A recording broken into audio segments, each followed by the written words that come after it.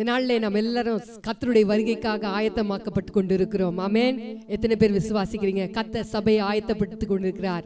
கர்த்தர் சபையை எடுத்துக்கொள்ளும்படியாய் வந்து கொண்டிருக்கிறார். அதான் வசனம் சொல்லுகிறது, எக்காலம் தொனிக்கும் பொழுது ஒரு நிமிஷத்திலே ஒரு இமை பொழுதிலே நாம் எல்லாரும் மறுரூபமாக்கப்படுவோம். எக்காலம் தொனிக்கும் பொழுது அப்பொழுது மரித்தோர் அழிவில்லாதவர்களாய் எழுந்திருப்பார்கள், நாமும் மறுரூபமாக்கப்படுவோம் என்று சொல்லி இந்த நாளிலும் கூட ஆண்டவராகிய தேவன் நம்ம எல்லாரையும் ஆயத்தப்படுத்த போகிறார். நம்ம எல்லாம் சேர்ந்து ஆக்ன கோஷದಿಂದ மதுமகனேசு சேர்ந்து நம்ம எல்லாம் பாடுவோமா? ஆமென். ಆತ್ಮ ಘೋಷದಿಂದ ಮಧುಮಗನೇಸು ಆಗಮಿಸುವ ವೇಳೆಯು ಆಸನ್ನವಾಯಿತು. ಸಿದ್ಧರಾಗಿರುವ ಶುದ್ಧರೆಲ್ಲರೂ ಕ್ಷಣದಲ್ಲಿ ಆತನೋಡೆ ಹಾರಿಹೋಗುವರು. ಸಿದ್ಧರಾಗಿರುವ ಶುದ್ಧರೆಲ್ಲರೂ ಕ್ಷಣದಲ್ಲಿ ಆತನೋಡೆ ಹಾರಿಹೋಗುವರು. ಈಗಾದಿ ಕಾಣದೆ ಪ್ರೀತಿಸಿಹ ಪ್ರಿಯನನ್ನು ದರ್ಶಿಸಲಾಗದ. ಈಗಾದಿ ಕಾಣದೆ ಪ್ರೀತಿಸಿಹ ಪ್ರಿಯನನ್ನು ಸಂತೈಸುವಾಗ ಆಯತಾನಂದ ಆಯತಾನಂದ ವರ್ಣಿಸಲಾಗದು ನುಡಿಗಳಿಂದ. ಆಯತಾನಂದ ಆಯತಾನಂದ ವರ್ಣಿಸಲಾಗದು ನುಡಿಗಳಿಂದ. ಆತ್ಮಘೋಷದಿಂದ ಮಧುಮಗನೇಸು ಆಗಮಿಸುವ ವೇಳೆಯು ಆಸನ್ನವಾಯಿತು. ಸಿದ್ಧರಾಗಿರುವ ಶುದ್ಧರೆಲ್ಲರೂ ಕ್ಷಣದಲ್ಲಿ ಆತನೋಡೆ ಹಾರಿಹೋಗುವರು. ಪವಿತ್ರವಿಲ್ಲದ ಮಾನವನು ಪರಮನನ್ನು ದರ್ಶಿಸಲಾರನು. ಪವಿತ್ರವಿಲ್ಲದ ಮಾನವನು ಪರಮನನ್ನು ದರ್ಶಿಸಲಾರನು. ಪವಿತ್ರನು ಇನ್ನು ಪವಿತ್ರನಾಗಲಿ, ನೀತಿವಂತನು ನೀತಿ ಮಾಡಲಿ. ಪವಿತ್ರನು ಇನ್ನು ಪವಿತ್ರನಾಗಲಿ, ನೀತಿವಂತನು ನೀತಿ ಮಾಡಲಿ. ಆತ್ಮಘೋಷದಿಂದ ಮಧುಮಗನೇಸು ಆಗಮಿಸುವ ವೇಳೆಯು ಆಸನ್ನವಾಯಿತು. ಸಿದ್ಧರಾಗಿರುವ ಶುದ್ಧರೆಲ್ಲರೂ ಕ್ಷಣದಲ್ಲಿ ಆತನೋಡೆ ಹಾರಿಹೋಗುವರು. ಅಗ್ನಿಯಂತಹ ಶೋಧನೆಗಳಲ್ಲಿ ನನ್ನ ನಂಬಿಕೆ ಹೋದಿದವಾಗಿ. ಅಗ್ನಿಯಂತಹ ಶೋಧನೆಗಳಲ್ಲಿ ನನ್ನ ನಂಬಿಕೆ ಹೋದಿದವಾಗಿ. ಅಮೂಲ್ಯವಾಗಿರುವ ಅಮೂಲ್ಯವಾಗಿರುವ ಸಂಪತ್ತಾಗಿ ಮಾರ್ಪಡುವೆನು. ಅಮೂಲ್ಯವಾಗಿರುವ ಅಮೂಲ್ಯವಾಗಿರುವ ಸಂಪತ್ತಾಗಿ ಮಾರ್ಪಡುವೆನು. ಆತ್ಮಘೋಷದಿ ಎಲ್ಲ ಸೇರಿ ಸುಲಭ. ಓ ಆಗಮಿಸುವ ವೇಳೆಯು ಆಸನ್ನವಾಯಿತು. ಸಿದ್ಧರಾಗಿರುವ ಶುದ್ಧರೆಲ್ಲರೂ ಕ್ಷಣದಲ್ಲಿ ಆತನೋಡೆ ಹಾರಿಹೋಗುವರು. ಶಾಶ್ವತವಾದ ವಾಸಸ್ಥಳ ನನಗಿಲ್ಲ ಈ ಜಗದಿನಲ್ಲಿ. ಶಾಶ್ವತವಾದ ವಾಸಸ್ಥಳ ನನಗಿಲ್ಲ ಈ ಜಗದಿನಲ್ಲಿ. ನವಯೆರೂಸಲೇಮ್ ನಗರವೇ ನನ್ನ ಸ್ಥಿರ ನಿವಾಸವೇ. ನವಯೆರೂಸಲೇಮ್ ನಗರವೇ ನನ್ನ ಸ್ಥಿರ ನಿವಾಸವೇ. ಆತ್ಮಘೋಷದಿಂದ ಮಧುಮಗನೇಸು ಆಗಮಿಸುವ ವೇಳೆಯು ಆಸನ್ನವಾಯಿತು. ಸಿದ್ಧರಾಗಿರುವ ಶುದ್ಧರೆಲ್ಲರೂ ಕ್ಷಣದಲ್ಲಿ ಆತನೋಡೆ ಹಾರಿಹೋಗುವರು. ಸಿದ್ಧರಾಗಿರುವ ಶುದ್ಧರೆಲ್ಲರೂ ಕ್ಷಣದಲ್ಲಿ ಆತನೋಡೆ ಹಾರಿಹೋಗುವರು. ಕಾಂತ ಪರುವ ಸ್ತುತಿದವನು ಕಳಿಗೆಯನ್ನು ತಿಳಿಯದರಿತ. ಕಾಂತ ಪರುವ ಸ್ತುತಿದವನು ಕಳಿಗೆಯನ್ನು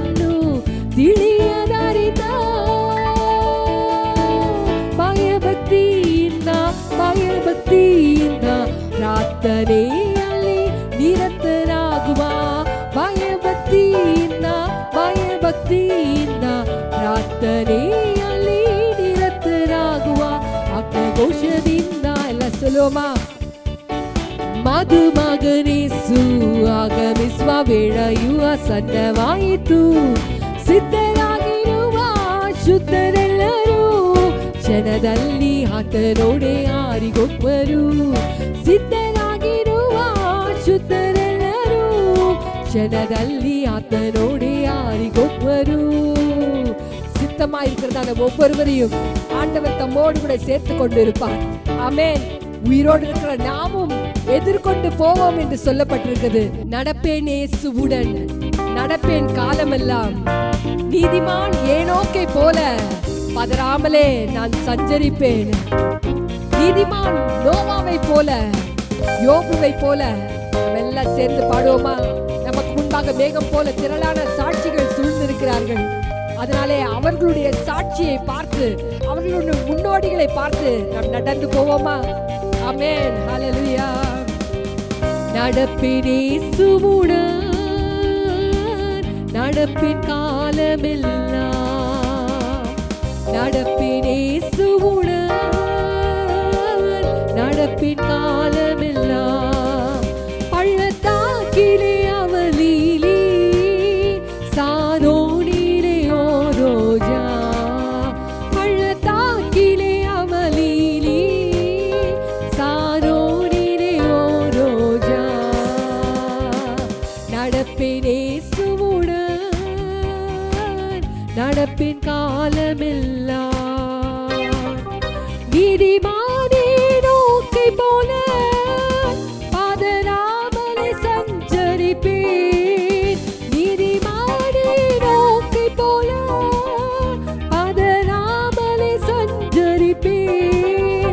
அவர் அழைத்திடும் நாள் வரையில் அவர் இதயத்தில் இடம் பெறுவேன். அவர் அழைத்திடும் நாள் வரையில் அவர் இதயத்தில் இடம் பெறுவேன். நடப்பேன் இயேசுவுடன், நடப்பின் காலமெல்லாம்.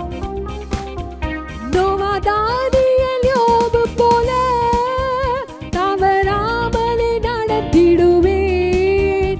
நோவா தானியேல் யோபு போல தவறாமலே நடத்திடுவேன்.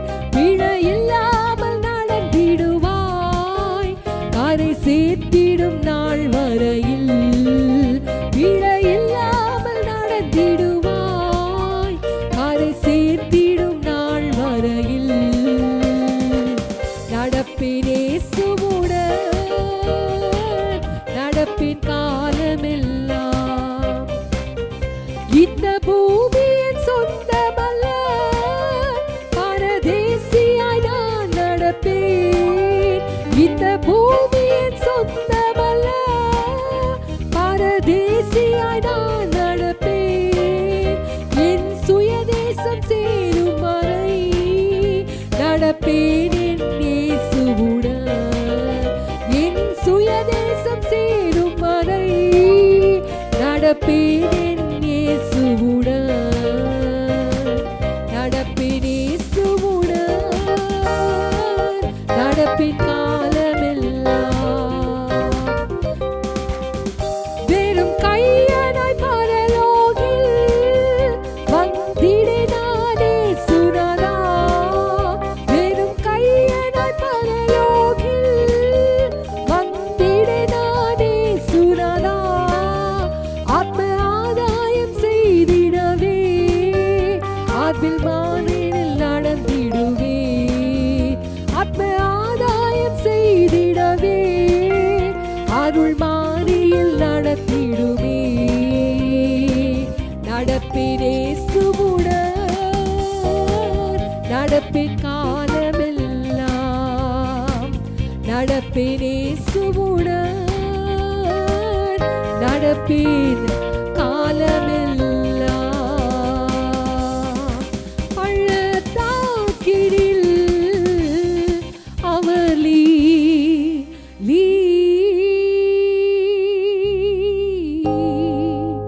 சாரோனிலே ஓரோஜா. அக்கினி அவலிலே சாரோனிலே ஓரோ ஜா. நாங்க நடப்போம் ஆண்டவரே, உம்முடைய வழியிலே நாங்கள் நடப்போம் ஆண்டவரே. நீங்க எப்படி ஆத்மா ஆதாயம் செய்தீரோ அதே போல நாங்களும் ஆத்மாக்களை ஆதாயம் செய்து விட்டு பரலோகத்துக்கு உம்மண்டை சேர நீர் ஆண்டவரே எங்களுக்கு கிருபை செய்வீராக என்று நாங்கள் ஜெபிக்கிறோம். ஆசீர்வதியும் ஆண்டவரே. வெறும் கையாய் பரலோகத்துக்கு மாத்திரம் நாங்க வந்துடக்கூடாது ஐயா ஆண்டவரே. கை நிரம்ப திரள் திரளான ஆத்துமாக்களை சேகரித்து கொண்டு உம்முடைய சன்னிதானத்திலே வந்து சேர நீர் உதவி செய்வீராக. ஆசீர்வதியும் நடத்தும் இயேசுவின் மூலமாய் கேட்டுக்கொள்ளும் நல்ல பிதாவே, ஆமென், ஆமென். ಕರ್ತನ ಪರಿಶುದ್ಧ ನಾಮಕ್ಕೆ ಮಹಿಮೆ ಉಂಟಾಗಲಿ. ಕರ್ತನುடைய பரிசுத்த நாமத்துக்கு மகிமை உண்டாவதாக. ಈ ಆರಾಧನೆ ದಿನದಲ್ಲಿ, ಕರ್ತನ ದಿನದಲ್ಲಿ, ದೇವರ ಸಾನ್ನಿಧ್ಯದಲ್ಲಿ ದೇವರ ವಾಕ್ಯಕ್ಕೋಸ್ಕರ ನಮ್ಮ ಹೃದಯಗಳು ತೆರೆದಿರಲಿ. இந்த நாள் கர்த்தருடைய நாள். இந்த நாளிலே தேவனுடைய வார்த்தையை கேட்கும்படியாக நம்முடைய இருதயங்களை திறந்து வைப்போமாக. ದೇವರ ವಾಕ್ಯವನ್ನು ನಾವು ನಿಮಗೆ ಹೇಳುವಾಗ ಪ್ರಾರ್ಥನೆಯಿಂದ ನೀವು ಗಮನ ಕೊಟ್ಟು ಕೇಳಬೇಕೆಂದಾಗಿ ಪ್ರೀತಿಯಿಂದ ಕೇಳಿಕೊಳ್ಳುತ್ತೇನೆ. தேவனுடைய வார்த்தையை மிகுந்த ஜெபத்தோடு கூட கவனித்து கேட்கும்படியாய் அன்புடன் கேட்டுக்கொள்கிறேன். ದೇವರ ವಾಕ್ಯವನ್ನು ಕೇಳುವಾಗ ಬೇರೆ ಏನೇ ಕೆಲಸಗಳು ಮಾಡಕ್ಕೆ ಹೋಗಬೇಡ.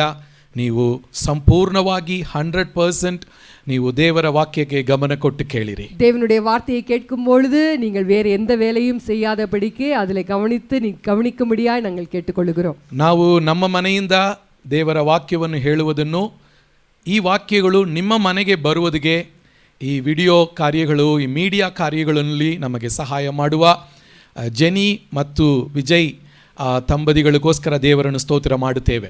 நாங்கள் இதை எங்களுடைய வீடுகளிலே நாங்கள் எடுத்து உங்களுடைய வீடுகளுக்குள்ளே வருவதற்காக உதவியா இருக்கிறதான சகோதரி ஜெனிக்காகவும் பிரதர் விஜய்க்காகவும் நாங்கள் தேவனுடைய நாமத்தை ஸ்தோத்திரிக்கிறோம். ಈ ಒಂದು ಕುಟುಂಬ ನಿಮಗೆ ಆಶೀರ್ವಾದವಾಗಿದ್ದಾರೆ. ಅವರಿಗಾಗಿ ನೀವು ಕೂಡ ಸ್ತೋತ್ರ ಮಾಡಿರಿ, ಅವರಿಗೋಸ್ಕರ ಪ್ರಾರ್ಥನೆ ಮಾಡಿಕೊಳ್ಳಿರಿ. ದೇವರು ಅವರನ್ನು ಹೆಚ್ಚೆಚ್ಚಾಗಿ ಆಶೀರ್ವದಿಸಲಿ. இந்த குடும்பத்தினர் மிகவும் ஆசீர்வாதமாக இருக்கிறார்கள். அவர்களுக்காக ஜெபித்துக் கொள்ளுங்கள். கர்த்தர் அவர்களை ஆசீர்வதிப்பாராக. ಇವತ್ತು ನಾನು ನಿಮ್ಮ ಬಳಿಗೆ ಒಂದು ಹೀರೋ ಬಗ್ಗೆ ಮಾತನಾಡಲಿಕ್ಕೆ ಬಯಸುತ್ತೇನೆ. இந்த நாளிலே உங்கள் மத்தியிலே ஒரு ஹீரோவை பற்றி நான் பேச விரும்புகிறேன்.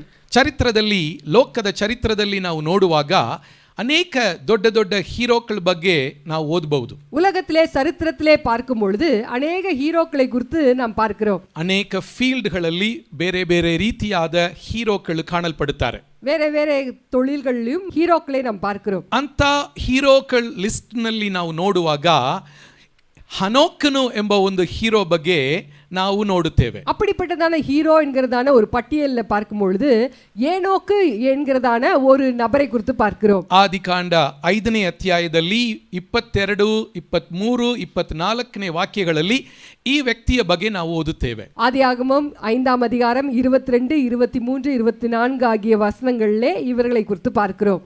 ಇಬ್ರಾಯರಿಗೆ 11ನೇ ಅಧ್ಯಾಯದಲ್ಲಿ ಹೀರೋಗಳ ಲಿಸ್ಟ್ ಕಾಣಲ್ಪಡುತ್ತದೆ. ಅದರಲ್ಲಿ ಎರಡನೆಯ ಒಂದು ಹೀರೋವಾಗಿ ಲೋಕದ ಚರಿತ್ರದಲ್ಲಿ ಬರುವವನು ಈ ಹನೋಕನು. எபிரேயர் 11ஆம் அதிகாரத்திலையும் ஒரு பெரிய பட்டியல் கொடுக்கப்பட்டிருக்கிறது. அந்த பட்டியல்லையும் கூட அந்த ஹீரோக்களே ஒரு நபராய் இந்த ஏனோக்கு காணப்படுகிறார். ಲೋಕದಲ್ಲಿ ಎಷ್ಟೋ ಕೋಟಿ ಕೋಟಿ ಜನರು ಹುಟ್ಟಿದರು, ಬೆಳೆದರು, ಅವರು ಕಾಣಲ್ಪಟ್ಟರು. எத்தனையோ கோடி கோடியான ஜனங்கள் இந்த உலகத்திலே காணப்படுகிறார்கள். ಆದರೆ ಇಬ್ಬರು ಮಾತ್ರ ಲೋಕದಲ್ಲಿ ಮರಣವೇ ಹೊಂದಿಲ್ಲ. ஆனால் 2 நபர்கள் மாத்திரம் உலகத்திலே மரணத்தை ருசி பார்க்கவே இல்லை. ಅದರಲ್ಲಿ ಒಬ್ಬನ ಬಗ್ಗೆ ನಾನು ಕಳೆದ ಭಾನುವಾರ ನಿಮ್ಮ ಬಳಿಗೆ ಮಾತನಾಡಿದ್ದೆ, ಎಲಿಯನು.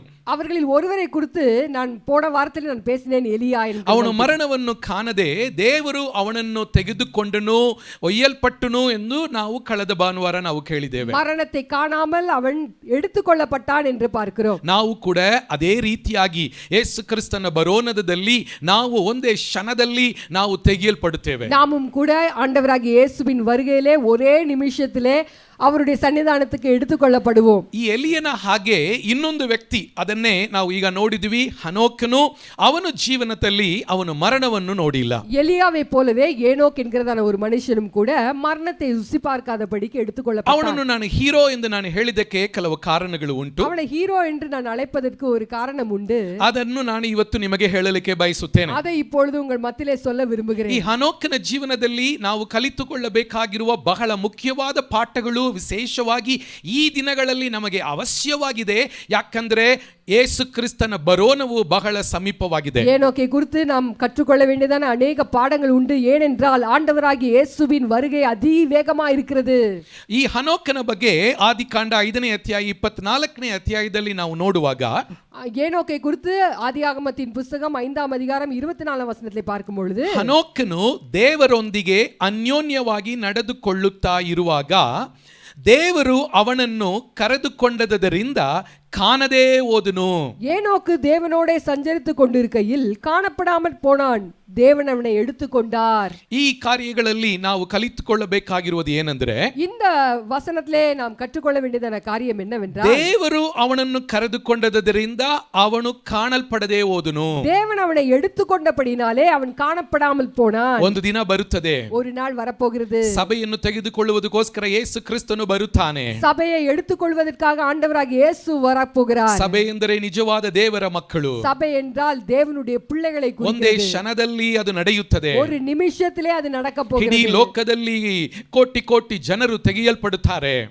முழு உலகத்திலும் கோடிக்கணக்கான ஜனங்கள் எடுத்துக்கொள்ளப்பட போகிறார்கள். ಇವಾಗ ಇಡೀ ಲೋಕದಲ್ಲಿ ಕರೋನಾ ಬಗ್ಗೆ ಮಾತನಾಡುವ ಹಾಗೆ ಆ ದಿನದಲ್ಲಿ ಇಷ್ಟು ಕೋಟಿ ಜನರು ಕಾಣದೆ ಹೋದರು ಎಂದು ಒಂದು ದೊಡ್ಡ ಸಂಖ್ಯೆ ಬರುತ್ತದೆ. உலகம் முழுவதும் கரோனாவை பற்றி பேசிக் கொண்டிருக்கிறது போல ஒரு நாள் வரப்போகிறது. அந்த நாள்ல முழு உலகமும் காணப்படாமல் போனதான தேவ பிள்ளைகளை குறித்து பேசுவார்கள். ನಾವು ಆ ಒಂದು ಪಟ್ಟಿಯಲ್ಲಿ ನಾವು ಕಾಣಲ್ಪಡಬೇಕು. அந்த பட்டியல்ல நாமும் அதிலே காணப்பட வேண்டும். ಹನೋಕನ ಬಗ್ಗೆ ಬೈಬಲ್ ಹೇಳುವ ಮೊದಲನೆಯ ವಿಷಯ, ஏனோக்கை குறித்து வேதம் சொல்லுகிறதான முதலாம் காரியம், ಅಲ್ಲಿ ಆದಿಕಾಂಡ 5:24ನಲ್ಲಿ ನಾವು ನೋಡುತ್ತೇವೆ, ಆತನು ದೇವರೊಂದಿಗೆ ಅನ್ಯೋನ್ಯತೆಯಲ್ಲಿ ನಡೆದುಕೊಂಡನು. அதே வசனத்துல பார்க்கிறோம், அவன் தேவனோடு கூட சஞ்சரித்துக் கொண்டிருந்தான். ನನ್ನನ್ನು ಕೇಳುತ್ತಾ ಇರುವ ಪ್ರಿಯರೇ, என்னை ಕೇಳಿಕೊಂಡಿರುವುದಾன ಪ್ರಿಯமான பிள்ளைகளே, ಇದು ಇಲ್ಲಿ ಮಾತ್ರವಲ್ಲ, ಅಲ್ಲಿ ಮೇಲೆ 22ನೇ ವಾಕ್ಯದಲ್ಲಿಯೂ ನಾವು ನೋಡುತ್ತೇವೆ. இந்த வசனத்துல மாத்திரமல்ல 22ஆம் வசனத்திலும் அதே காரியத்தை பார்க்கிறோம். ದೇವರೊಂದಿಗೆ ಅನ್ಯೋನ್ಯವಾಗಿ ನಡೆದುಕೊಂಡನು. தேவனோடு கூட அவன் நடந்தான் என்று பார்க்கிறோம்.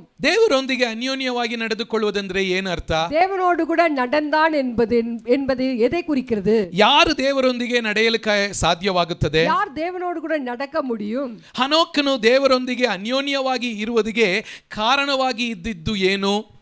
ஏனோக்கு தேவனோடு கூட சஞ்சரிப்பதற்கு காரணமாயிருந்ததான காரியம் என்ன? ಇದನ್ನು ಬಗ್ಗೆ ನಾವು ಈಗ ನೋಡಲಿಕ್ಕಿದ್ದೇವೆ. இந்த நாளிலே இதை குறித்து நாம் பேச போகிறோம். ದೇವರೊಂದಿಗೆ ಅನ್ಯೋನ್ಯವಾಗಿ ನಡೆಯುವುದೆಂದ್ರೆ ಏನು ಅರ್ಥ? தேவனோடு கூட சஞ்சரிப்பது என்றால் என்ன அர்த்தம்? ಕೆಲವರು ಇದನ್ನು ತಪ್ಪಾಗಿ ತಿಳಿದುಕೊಳ್ಳುತ್ತಾರೆ. சிலர் இதை தப்பாக எண்ணுகிறார்கள். ದೇವರೊಂದಿಗೆ ನಡೆಯಬೇಕಂದ್ರೆ ನಾವು ಎಲ್ಲ ಮನುಷ್ಯರನ್ನು ಬಿಟ್ಟು ನಾವು ಏನಾದರೂ ಒಂದು ಹಿಮಾಲಯ ಬೆಟ್ಟಕ್ಕೆ ಹೋಗಿ ಒಂದು ಬ್ರಹ್ಮಚಾರಿಯಾಗಿ ಇರಬೇಕು, ಅದುವೇ ದೇವರೊಂದಿಗೆ ಇರುವುದಂತ ಕೆಲವರು ಯೋಚನೆ ಮಾಡುತ್ತಾರೆ. தேவனோடு கூட நடப்பது என்றால் சிலர் நினைக்கிறாங்க பிரம்மச்சாரியாய் மாறி எல்லாரையும் விட்டுட்டு இந்த உலகத்தை விட்டு வேற எங்கேயாவது கடந்து போக வேண்டும் என்று சொல்லி. ಆದರೆ ನೀವು ಬೈಬಲ್ ಅಲ್ಲಿ ನೋಡುವಾಗ, ஆனால் வேதத்திலே நாம் பார்க்கும் பொழுது ಆಮೋಸ್ 3:3ನಲ್ಲಿ ನಡೆಯುವುದ ಬಗ್ಗೆ ಅಲ್ಲಿ ಹೇಳಲ್ಪಟ್ಟಿದೆ. ஆமோஸ் 3ஆம் அதிகாரம் 3ஆம் வசனத்திலே இதை குறித்து நாம் பார்க்கிறோம். ಗೊತ್ತು ಮಾಡಿಕೊಳ್ಳದೆ ಇಬ್ಬರು ಜೊತೆಯಾಗಿ ನಡೆಯುವರೋ ಎಂದು ಹೇಳಲ್ಪಟ್ಟಿದೆ. 2 பேர் ஒருமனப்பட்டிருந்தால் ஒழிய ஒருமித்து நடந்து போவார்களோ. ಇಂಗ್ಲಿಷ್ ನಲ್ಲಿ ಇಬ್ರು ಅಗ್ರಿ ಮಾಡುವುದು, ಇಬ್ರು ಒಪ್ಪಿಕೊಳ್ಳುವುದು ಎಂದು ಹೇಳಲ್ಪಟ್ಟಿದೆ. ஆங்கிலத்திலே பார்க்கும் பொழுது 2 பேர் ஒத்துக்கொள்ளாத பட்சத்துல 2 பேர் நடந்து போக முடியும். ಹಂಗಾದ್ರೆ ಏನರ್ಥ? அப்படி என்றால் என்ன அர்த்தம்? ದೇವರು ಹೇಳಿದದನ್ನು ಹನೋಕನು ಒಪ್ಪಿಕೊಂಡನು. தேவன் சொன்னதை ஏனோக்கு கேட்டுக்கொண்டான். ಹನೋಕನು ಹೇಳಿದ್ದು, ಮಾಡಿದ್ದು, ಯೋಚನೆ ಮಾಡಿದ್ದು, ಹನೋಕನ ಎಲ್ಲಾ ಕಾರ್ಯಗಳನ್ನು ದೇವರು ಒಪ್ಪಿಕೊಂಡನು. ஏனோக்கு என்னெல்லாம் யோசித்தானோ, எப்படியெல்லாம் நடந்தானோ, என்னெல்லாம் யோசித்தானோ அதையெல்லாம் தேவனும் ஒத்துக்கொண்டார். ಈ ದಿನಗಳಲ್ಲಿ ನಾವು ಕೂಡ ಈ ರೀತಿ ಇರಬೇಕು ಪ್ರಿಯರೇ. இந்த நாட்களிலே நீங்களும் நானும் கூட இப்படி இருக்க வேண்டும். ನಾವು ಹೇಗೆ ನಾವು ಕಾಣಲ್ಪಡುತ್ತೇವೆ. எப்படி நாம் இருக்கிறோம். ಪ್ರತಿದಿನ ನಾವು ಎಷ್ಟೋ ಮಾತುಗಳನ್ನು ಹೇಳುತ್ತೇವೆ, ஒவ்வொரு நாளும் எத்தனையோ வார்த்தைகளை பேசிக் கொண்டிருக்கிறோம், ಎಷ್ಟೋ ಕೆಲಸಗಳನ್ನು ಮಾಡುತ್ತೇವೆ, எத்தனையோ வேலைகளை செய்கிறோம், ಎಷ್ಟೋ ಯೋಚನೆಗಳು ನಮ್ಮ ಮನಸ್ಸಿನಲ್ಲಿ ಬರುತ್ತದೆ, எத்தனையோ யோசனைகள் நம்முடைய மனதிலே தோன்றுகிறது. ಅದೆಲ್ಲವೂ ದೇವರು ಒಪ್ಪಿಕೊಳ್ಳುವ ಹಾಗೆ ಇದೆಯಾ? அதெல்லாம் தேவன் ஒத்துக்கொள்ளக்கூடியதான அளவுக்கு இருக்கிறதா? ದೇವರು ಹೇಳುವುದನ್ನು ನಾವು ಒಪ್ಪಿಕೊಳ್ಳುತ್ತೇವಾ? தேவன் சொல்லுகிறதை நாம் ಒತ್ತುಕೊಳ್ಳುகிறோமா? ಕೆಲವು ಸಮಯದಲ್ಲಿ ದೇವರು ನಮ್ಮಲ್ಲಿ ಕೆಲವರನ್ನು ನೋಡಿ ಕೆಲವು ಕಾರ್ಯಗಳನ್ನು ಮಾಡಬೇಡ ಎಂದು ಹೇಳುತ್ತಾನೆ. சில நேரத்துல சிலரை பார்த்து ஆண்டவர் சொல்லுகிறார், இந்த காரியத்தை நீ செய்ய வேண்டாம் என்று சொல்லுகிறார். ಅದನ್ನು ನಾವು ಒಪ್ಪಿಕೊಂಡು ದೇವರು ಹೇಳುವ ಹಾಗೆ ನಾವು ಮಾಡುತ್ತೇವಾ? அதை நாம் ஒத்துக்கொண்டு அது தேவன் சொல்லுகிறபடி நாம் செய்கிறோமா? ಕೆಲವರನ್ನು ಕ್ಷಮಿಸಬೇಕೆಂದು ದೇವರು ಕೇಳುತ್ತಾನೆ. சிலரை மன்னிக்கும்படியாய் ಆண்டவர் கேட்கிறார். ನಾವು ನಿಜವಾಗಿ ಹೃದಯದಿಂದ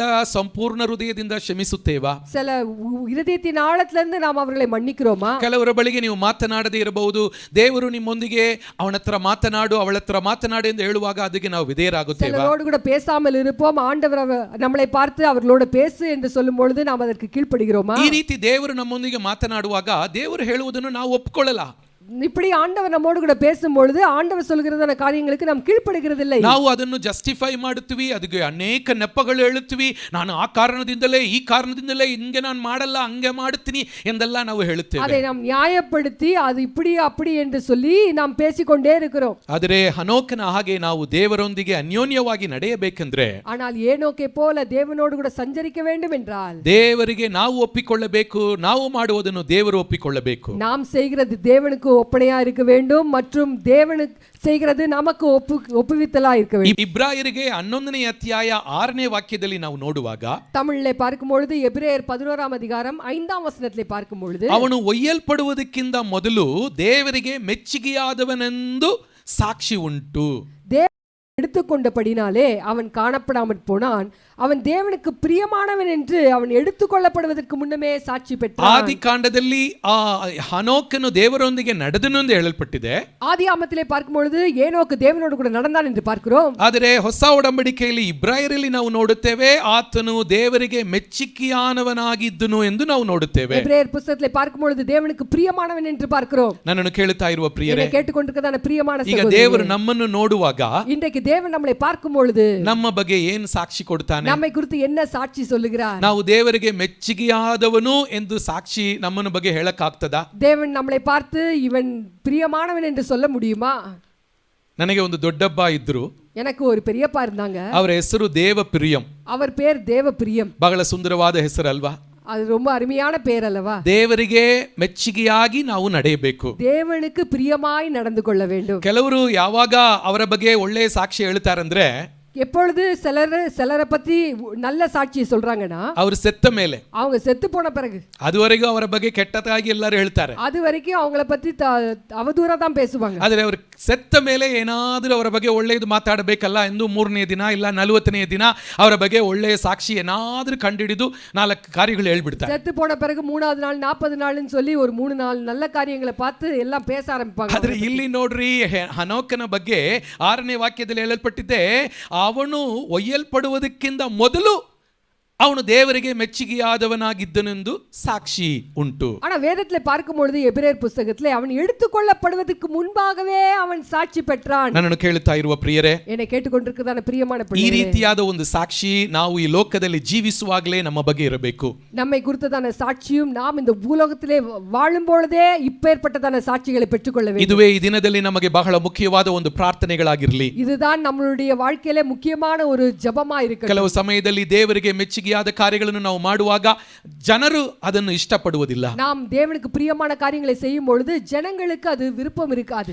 ದೇವರಿಗೆ ಮೆಚ್ಚುಗೆ ಆಗಿರುವುದು ಜನರಿಗೆ ಮೆಚ್ಚುಗೆಯಾಗಿ ಇರಲ್ಲ. தேவனுக்கு பிரியமாய் காணப்படுவது ஜனங்களுடைய பார்வையிலே பிரியமாய் இருப்பதில்லை. ಆದರೂ ನಾವು ದೇವರಿಗೆ ಮೆಚ್ಚುಗೆಯಾಗಿ ನಡೆಯಬೇಕು. ஆனாலும் தேவனுக்கு பிரியமாய் நாம் நடக்க வேண்டும். ಪ್ರತಿ ದಿನವೂ ನಾವು ಇದನ್ನು ನಾವು ಕೇಳಬೇಕು. ஒவ்வொரு நாளும் தேவனிடத்தில் நாம் இதை கேட்டு பெற்றுக்கொள்ள வேண்டும். ದೇವರಿಗೆ ಮೆಚ್ಚುಗೆಯಾಗಿದ್ದು ಯಾವುದು ಎಂದು ಪರೀಕ್ಷಿಸಿ ನೋಡಿ ಅದನ್ನು ಮಾತ್ರ ನಾವು ಮಾಡಬೇಕು. தேவனுக்கு பிரியமானது இன்னதென்று சோதித்தறிந்து நாம் காண வேண்டும். ಹನೋಕನು ದೇವರೊಂದಿಗೆ ನಡೆದನು, தேவனோடு கூட ஏனோக்கு நடந்தான். ದೇವರಿಗೆ ಅವನು ಸಂತೋಷವಾಗಿದ್ದನು, தேவனை பிரியப்படுத்தினான். ಅವನ ಬಗ್ಗೆ ದೇವರು ಸಂತೋಷಪಟ್ಟನು. அவனை குறித்து தேவன் பிரியப்பட்டார். ಈ ಹನೋಕನ ಜೀವನದಲ್ಲಿ ಅವನು ದೇವರಿಗೆ ಮೆಚ್ಚುಗೆಯಾಗಿ ಇದ್ದಕ್ಕೆ ಕಾರಣ ಏನು? தேவன் அவன் மேல் பிரியமாய் இருந்ததற்கு காரணம் என்ன? ಕೆಲವರು ಹೇಳುತ್ತಾರೆ, சிலர் சொல்லுகிறார்கள், ನಾನೆಲ್ಲ ದೇವರಿಗೆ ಮೆಚ್ಚುಗೆ ಆಗಿರಕ್ಕಾಗಲ್ಲ, நான்லாம் தேவனுக்கு பிரியமா நடக்க முடியாது, ಯಾಕೆಂದ್ರೆ ನನಗೆ ಮದುವೆಯಾಗಿ ಮಕ್ಕಳು ಮರಿಗಳೆಲ್ಲ ಇದ್ದಾರೆ. ஏன்னா எனக்கு பிள்ளைங்க மனைவி எல்லாம் இருக்கிறாங்க. ಆದ್ರೆ ಆದಿಕಾಂಡ 5ನೇ ಅಧ್ಯಾಯ 22ನೇ ವಾಕ್ಯದಲ್ಲಿ ನಾವು ನೋಡುವಾಗ ஆதியாகமம் 5ஆம் அதிகாரம் 22ஆம் வசனத்துல நம்ம பார்க்கும் பொழுது ಈ ಹನೋಕನ ಬಗ್ಗೆ ಹೇಳಲ್ಪಟ್ಟಿದೆ. இந்த ஏனோக்கை குறித்து சொல்லப்பட்டிருக்கிறது. ಮೆತ್ತುಶೇಲಾಹನು ಎಂಬ ಮಗನನ್ನು ಅವನು ಪಡೆದುಕೊಂಡನು. மெத்துசலா என்கிறதான ஒரு குமாரனை அவன் பெற்றான். ಅದು ಮಾತ್ರವಲ್ಲ, அது ಮಾತ್ರಮಲ್ಲ, ಆ ಮೆತ್ತುಶಲ ಹುಟ್ಟಿದ ಮೇಲೆ ಹನೋಕನು ಗಂಡು ಹೆಣ್ಣು ಮಕ್ಕಳನ್ನು ಪಡೆದು ದೇವರ ಅನ್ಯೋನ್ಯತೆಯಲ್ಲಿ 300 ವರ್ಷ ಬದುಕಿದನೆ ಅಂತ. அவன் மெத்துசலாவை பெற்ற பிறகு குமாரரையும் குமார்த்திகளையும் பெற்று 365 வருஷம் உயிரோடு கூட இருந்தான் என்று பார்க்கிறோம். ನನ್ನನ್ನು ಕೇಳುತ್ತಾ ಇರುವ ಪ್ರಿಯರೇ, என்னை கேட்டுக்கொண்டிருக்கிறதான பிரியமான ಈ ಹನೋಕನು ಏನೋ ಒಂದು ದೊಡ್ಡ ಸೂಪರ್ ಮ್ಯಾನ್ ಎಂದು ಯೋಚನೆ ಮಾಡಬೇಡ. இந்த ஏனோக்கு ஒரு பெரிய சூப்பர்மேன் கிடையாது. ನಮ್ಮ ಹಾಗೆ ಸಾಧಾರಣವಾದ நம்மை ವ್ಯಕ್ತಿನೇ. போல சாதாரண ஒரு மனுஷன். ನಮ್ಮ ಹಾಗೆ ಅವನು ಕೂಡ ಮಕ್ಕಳು ಮರಿಗಳನ್ನು ಪಡೆದುಕೊಂಡವನು. நம்மை போல பிள்ளைகளையும் பெற்றெடுத்தவன். ತಮಿಳ್ல சொல்லுவாங்க புள்ளக்குட்டிக்காரன்னு சொல்லி. ಈ ರೀತಿಯಾದ ಒಂದು ಸಾಧಾರಣವಾದ ಒಂದು ವ್ಯಕ್ತಿ ದೇವರೊಂದಿಗೆ ಅನ್ಯೋನ್ಯವಾಗಿ ನಡೆದನು. இப்படிப்பட்ட ஒரு சாதாரண மனுஷன் தேவனோடு கூட பிரியமாய் நடந்து கொண்டான். ಅದು ಹೇಗೆ அது ಸಾಧ್ಯವಾಯಿತು? எப்படி ಅವனுக்கு ಸಾಧ್ಯமாಯಿತು? ಇದೇ ಇವತ್ತು ನಾನು ಬಹಳ ಮುಖ್ಯವಾಗಿ ನಿಮ್ಮ ಬಳಿಗೆ ಮಾತನಾಡಲಿಕ್ಕೆ ಬಯಸುವ ಒಂದು ವಿಷಯ. இத ಮುಖ್ಯமா உங்களோடு கூட இந்த நாள்ல பேச விரும்புகிறேன். ಹನೋಕನು ದೇವರೊಂದಿಗೆ ಅನ್ಯೋನ್ಯತವಾಗಿ ನಡೆದಕ್ಕೆ ಕಾರಣ ಏನು? தேவனோடு கூட சஞ்சரித்ததான காரணம் என்ன? ಬೈಬಲಲ್ಲಿ ನಾವು ನೋಡೋಣ. வேதத்திலே பார்க்கிறோம். 5ನೇ ಅಧ್ಯಾಯ, ಆದಿಕಾಂಡ 5ನೇ ಅಧ್ಯಾಯ 22ನೇ ವಾಕ್ಯದಲ್ಲಿ, ஆதியாகமம் 5ஆம் அதிகாரம் 22ஆம் வசனத்திலே ಅಲ್ಲಿ ಹೇಳಲ್ಪಟ್ಟಿದೆ, ಮೆತ್ತುಶೆಲಾಹನು ಹುಟ್ಟಿದ ಮೇಲೆ மெத்துசலா பிறந்த பிறகு ಅವನು ದೇವರೊಂದಿಗೆ ಅನ್ಯೋನ್ಯವಾಗಿ ನಡೆದನು. அவன் தேவனோடு கூட சஞ்சரிக்க ஆரம்பித்தான். ಹಂಗಾದ್ರೆ ಏನ್ ಅರ್ಥ? அப்படி என்றால் என்ன அர்த்தம்? ಮೆತ್ತುಶೆಲ ಬಗ್ಗೆ ಒಂದು ವಿಶೇಷವಾದ ಒಂದು ಕಾರ್ಯ ಇದೆ. அந்த மெத்துசலா என்கிறதான ஒரு குமாரனுக்கு ஒரு விசேஷித்த காரியம் உண்டு. ಮೆತ್ತುಶೆಲ ಎಂಬ ಹೆಸರಿಗೆ ಅರ್ಥ ಏನು? மெத்துசலா என்கிறதான ஒரு பேருக்கு அர்த்தம் என்ன? ಮೆತ್ತುಶೆಲ ಎಂಬ ಹೆಸರನ್ನು ಯಾವುದಕ್ಕೋಸ್ಕರ ಹನೋಕನು ತನ್ನ ಮಗನಿಗೆ ಕೊಟ್ಟನು? எதற்காக மெத்துசலா என்று தன்னுடைய குமாரனுக்கு பெயரிட்டான்? ಮೆತ್ತುಶೆಲ ಹುಟ್ಟಿದಕ್ಕೂ ಹನೋಕನು ದೇವರೊಂದಿಗೆ ಅನ್ಯೋನ್ಯವಾಗಿ ನಡೆದಕ್ಕೂ ಏನ್ ಸಂಬಂಧ? மெத்துசலா பிறந்ததுக்கும் ஏனோக்கு தேவனோடு கூட சஞ்சரித்ததுக்கும் என்ன ஒரு சம்பந்தம்? ಯೂದ 14-15 ವಾಕ್ಯಗಳಲ್ಲಿ ನಾವು ನೋಡುವಾಗ யூதா புத்தகத்திலே பார்க்கும் பொழுது 14-15ஆம் வசனத்திலே ಅಲ್ಲಿ ಹನೋಕನ ಬಗ್ಗೆ ಅವನು ಒಂದು ಪ್ರವಾದಿ ಎಂದು ಹೇಳಲ್ಪಟ್ಟಿದೆ. ஏனோக்கை குறித்து அவன் ஒரு தீர்க்கதரிசி என்று ಒಂದು சொல்லப்பட்டிருக்கிறது. ಪ್ರವಾದಿ ತನ್ನ ಮಗನಿಗೆ ಸುಮ್ಮನೆ ಹೆಸರಿಡುವುದಿಲ್ಲ. ஒரு தீர்க்கதரிசி அவனுடைய குமாரனுக்கு சும்மா பெயர் வைக்க மாட்டான். ಅರ್ಥವಿಲ್ಲದೆ ಏನೋ ಒಂದು ಹೆಸರನ್ನು ಇಡುವುದಿಲ್ಲ. ஒரு அர்த்தமில்லாத பெயரை வைக்க மாட்டான். ಹನೋಕನು ತನ್ನ ಮಗನಿಗೆ ಮೆತ್ತುಶೇಲಾಹನು ಎಂದು ಹೆಸರಿಟ್ಟಕ್ಕೆ ಒಂದು ಕಾರಣ ಉಂಟು. மெத்துசலா என்று பெயரிட்டதற்கு ஒரு காரணம் உண்டு. ಮೆತ್ತುಶೆಲ ಎಂದ್ರೆ ಏನರ್ಥ? மெத்துசலா என்றால் என்ன அர்த்தம்? At his death it shall be scent, English ನಲ್ಲಿ. ಹಂಗಾದ್ರೆ ಅವನು ಮರಣಿಸುವಾಗ ಏನೋ ಒಂದು ಕಲಿಸಲ್ಪಡುತ್ತದೆ ಎಂದ ಅರ್ಥ. அவன் மரிக்கும் பொழுது ஏதோ ஒரு காரியம் அனுப்பப்படும் என்று சொல்லப்பட்டிருக்கிறது. ಏನೋ ಒಂದು ಅಷ್ಟೇ. ಆದ್ರೆ ಮೆತ್ತುಶೆಲಾಗೆ ಏನೆಂದು ಗೊತ್ತಿಲ್ಲದೆ ಇರಬಹುದು. என்னவோ ஒன்று சம்பவிக்கும், ஆனால் என்ன சம்பவிக்கும் என்று தெரியாது. ಈ ಒಂದು ಪ್ರಕಟಣೆಯನ್ನು ಹನೋಕನು ಪಡೆದುಕೊಂಡಿದ್ದನು. இந்த ஒரு பெரிய வெளிப்பாடை ஏனோக்கு பெற்றுக்கொண்டான். ನಾವು ಸ್ವಲ್ಪ ಲೆಕ್ಕ ಮಾಡಿ ನೋಡುವುದಾದ್ರೆ, இதை நாம கொஞ்சம் கணக்கு போட்டு பார்த்தோம்னா, ಮೆತ್ತುಶೆಲಾಗನು ಮರಣ ಹೊಂದಿದ ಆ ವರ್ಷದಲ್ಲಿಯೇ ದೊಡ್ಡ ಜಲಪ್ರಳಯ ಬಂದು ಲೋಕವನ್ನು ನಾಶನಪಡಿಸಿತ್ತು. மெத்துசலா மரித்ததான அதே வருஷத்திலே பார்க்கும் பொழுது உலகம் எங்கும் பயங்கரமான ஜலப்பிரளயம் வந்தது. ಆದ್ದರಿಂದ ನಾವು ಕಲಿತುಕೊಳ್ಳಬೇಕಾಗಿರುವ ಒಂದು ವಿಷಯ ಏನಂದ್ರೆ, அதிலிருந்து நம்ம கற்றுக்கொள்ள வேண்டியதான ஒரு காரியம், ಏನೋ ಒಂದು ದೊಡ್ಡ ನಾಶನೆ ಬರುತ್ತದೆ. ஏதோ ஒரு பெரிய ஒரு நாச மோசம் நடக்க போகிறது. ಅದು ಯಾವಾಗ ಬರುತ್ತದೆ? அது எப்பொழுது வரப்போகிறது? ಈ ಮೆತ್ತುಶೆಲಾಗನು ಮರಣಿಸುವಾಗ. அது மெத்துசலா மரணத்தின் பொழுது. ಈ ಒಂದು ಪ್ರಕಟಣೆ ಹನೋಕನಿಗೆ ಸಿಕ್ಕಿರುವ ಕಾರಣದಿಂದ, இந்த தீர்க்கதரிசனம் வெளிப்பாடு ஏனோக்கு கிடைத்ததினாலே ಅವನು ದೇವರೊಂದಿಗೆ ಅನ್ಯೋನ್ಯವಾಗಿದ್ದನೆಂದು ನಾನು ನಂಬುತ್ತೇನೆ. அவன் தேவனோடு கூட சஞ்சரிக்க ஆரம்பித்தான் என்று நான் விசுவாசிக்கிறேன். ಈಗ ಏನೋ ಒಂದು ಪ್ರಕಟಣೆ ಹನೋಕನನ್ನು ದೇವರೊಂದಿಗೆ ಹತ್ತಿರ ಸೇರುವುದಕ್ಕೆ ಮಾಡಿತ್ತು. ஏதோ ஒரு வெளிப்பாடு ஏனோக்கு தேவனோடு கூட சஞ்சரிப்பதற்கு அவனை ஊன்றி தள்ளிற்று. ದೊಡ್ಡ ಒಂದು ನಾಶನೆ ಬರಲಿಕ್ಕಿದೆ.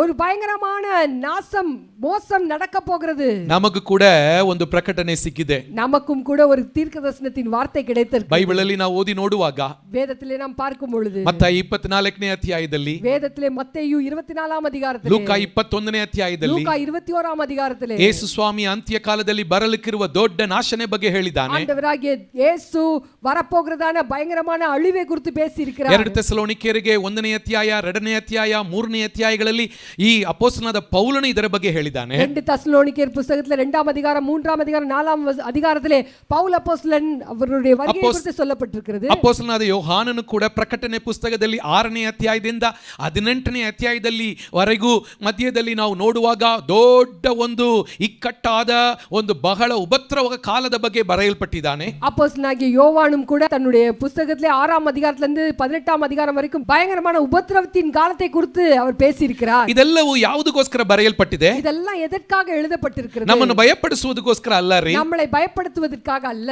ನಮ್ಮನ್ನು ಸಿದ್ಧಪಡಿಸುವುದಕ್ಕಾಗಿ. நம்மளை ஆயத்தப்படுத்துவதற்காக. ನಮ್ಮ ದೇವರು ನಮ್ಮನ್ನು ಭಯಪಡಿಸುವುದಲ್ಲ ಆತನ ಕೆಲಸ. நம்ம தேவன் நம்மளை பயப்படுத்துவது அவருடைய வேலை அல்ல, ನಮ್ಮನ್ನು ಸಿದ್ಧಪಡಿಸುವುದು ಆತನ ಕೆಲಸ. நம்மளை ஆயத்தப்படுத்துவது அவருடைய வேலை. ಒಂದು ದೊಡ್ಡ ನಾಶನೆ ಬರಲಿಕ್ಕಿದೆ, ஒரு பயங்கரமான அழிவு வர இருக்கிறது. ಅದರ ಬಗ್ಗೆ ನಾವು ಭಯಪಡಬೇಕೆಂದಿಲ್ಲ, அதை குறித்து நாம் பயப்பட வேண்டிய அவசியம் இல்லை. ಯಾಕೆಂದ್ರೆ ಅದಕ್ಕೆ ಮುಂಚಿತವಾಗಿಯೇ ಸಭೆ ತೆಗೆಯಲ್ಪಡುತ್ತದೆ. ஏனென்றால் அதற்கு முன்பாக தேவனுடைய பிள்ளைகள் எடுத்துக்கொள்ளப்படுவார்கள். ಅದಕ್ಕೆ ಮುಂಚಿತವಾಗಿಯೇ ನಿಜವಾದ ದೇವರ ಮಕ್ಕಳನ್ನು ದೇವರು ತನ್ನೊಂದಿಗೆ ಸೇರಿಸಿಕೊಳ್ಳುತ್ತಾನೆ. உண்மையான தேவ பிள்ளைகளை கர்த்தர் தம்மோடு கூட சேர்த்துக் கொள்ள போகிறார். ದೊಡ್ಡ ಉಪದ್ರವಕ್ಕೆ ತಪ್ಪಿಸಿಕೊಳ್ಳಬೇಕು. ಅದಕ್ಕೋಸ್ಕರವೇ ನಾವು ಯಾವಾಗಲೂ ಯೇಸು ಕ್ರಿಸ್ತನಿಗೋಸ್ಕರ ಸಿದ್ಧವಾಗಿರಬೇಕು. ஒரு பயங்கரமான உபத்திரவத்திலிருந்து நாம் தப்பித்துக் கொள்ள வேண்டும். அதற்காகவே நாம் ஆயத்தப்பட்டுக் கொண்டே ನಾವು ಸಿದ್ಧವಾಗಿರುವುದು ಮಾತ್ರವಲ್ಲ, ನಮಗೆ ಪರಿಚಯ ಇರುವವರು, ನಮ್ಮನ್ನು ಪ್ರೀತಿಸುವವರು, ನಾವು ಪ್ರೀತಿಸುವವರು, ನಮ್ಮ ಅಕ್ಕಪಕ್ಕದಲ್ಲಿರುವವರು, ನಮ್ಮ ಸ್ನೇಹಿತರು, ನಮ್ಮ ಸ್ವಂತ ಜನರು ಎಲ್ಲರನ್ನು ಕೂಡ ಸಿದ್ಧಪಡಿಸಬೇಕು. ஆயத்தமாயிருப்பது மாத்திரமல்ல, அக்கம் பக்கத்தில் இருக்கிறதான ஜனங்களையும் நம்முடைய சொந்தக்காரர்களையும் குடும்பத்தாரையும் நாம் ஆயத்தப்படுத்த வேண்டியது நம்முடைய கடமையா இருக்கிறது. ಹನೋಕನಿಗೆ ಸಿಕ್ಕಿದ್ದ ಪ್ರಕಟಣೆ ಅವನನ್ನು ದೇವರ ಹತ್ತಿರ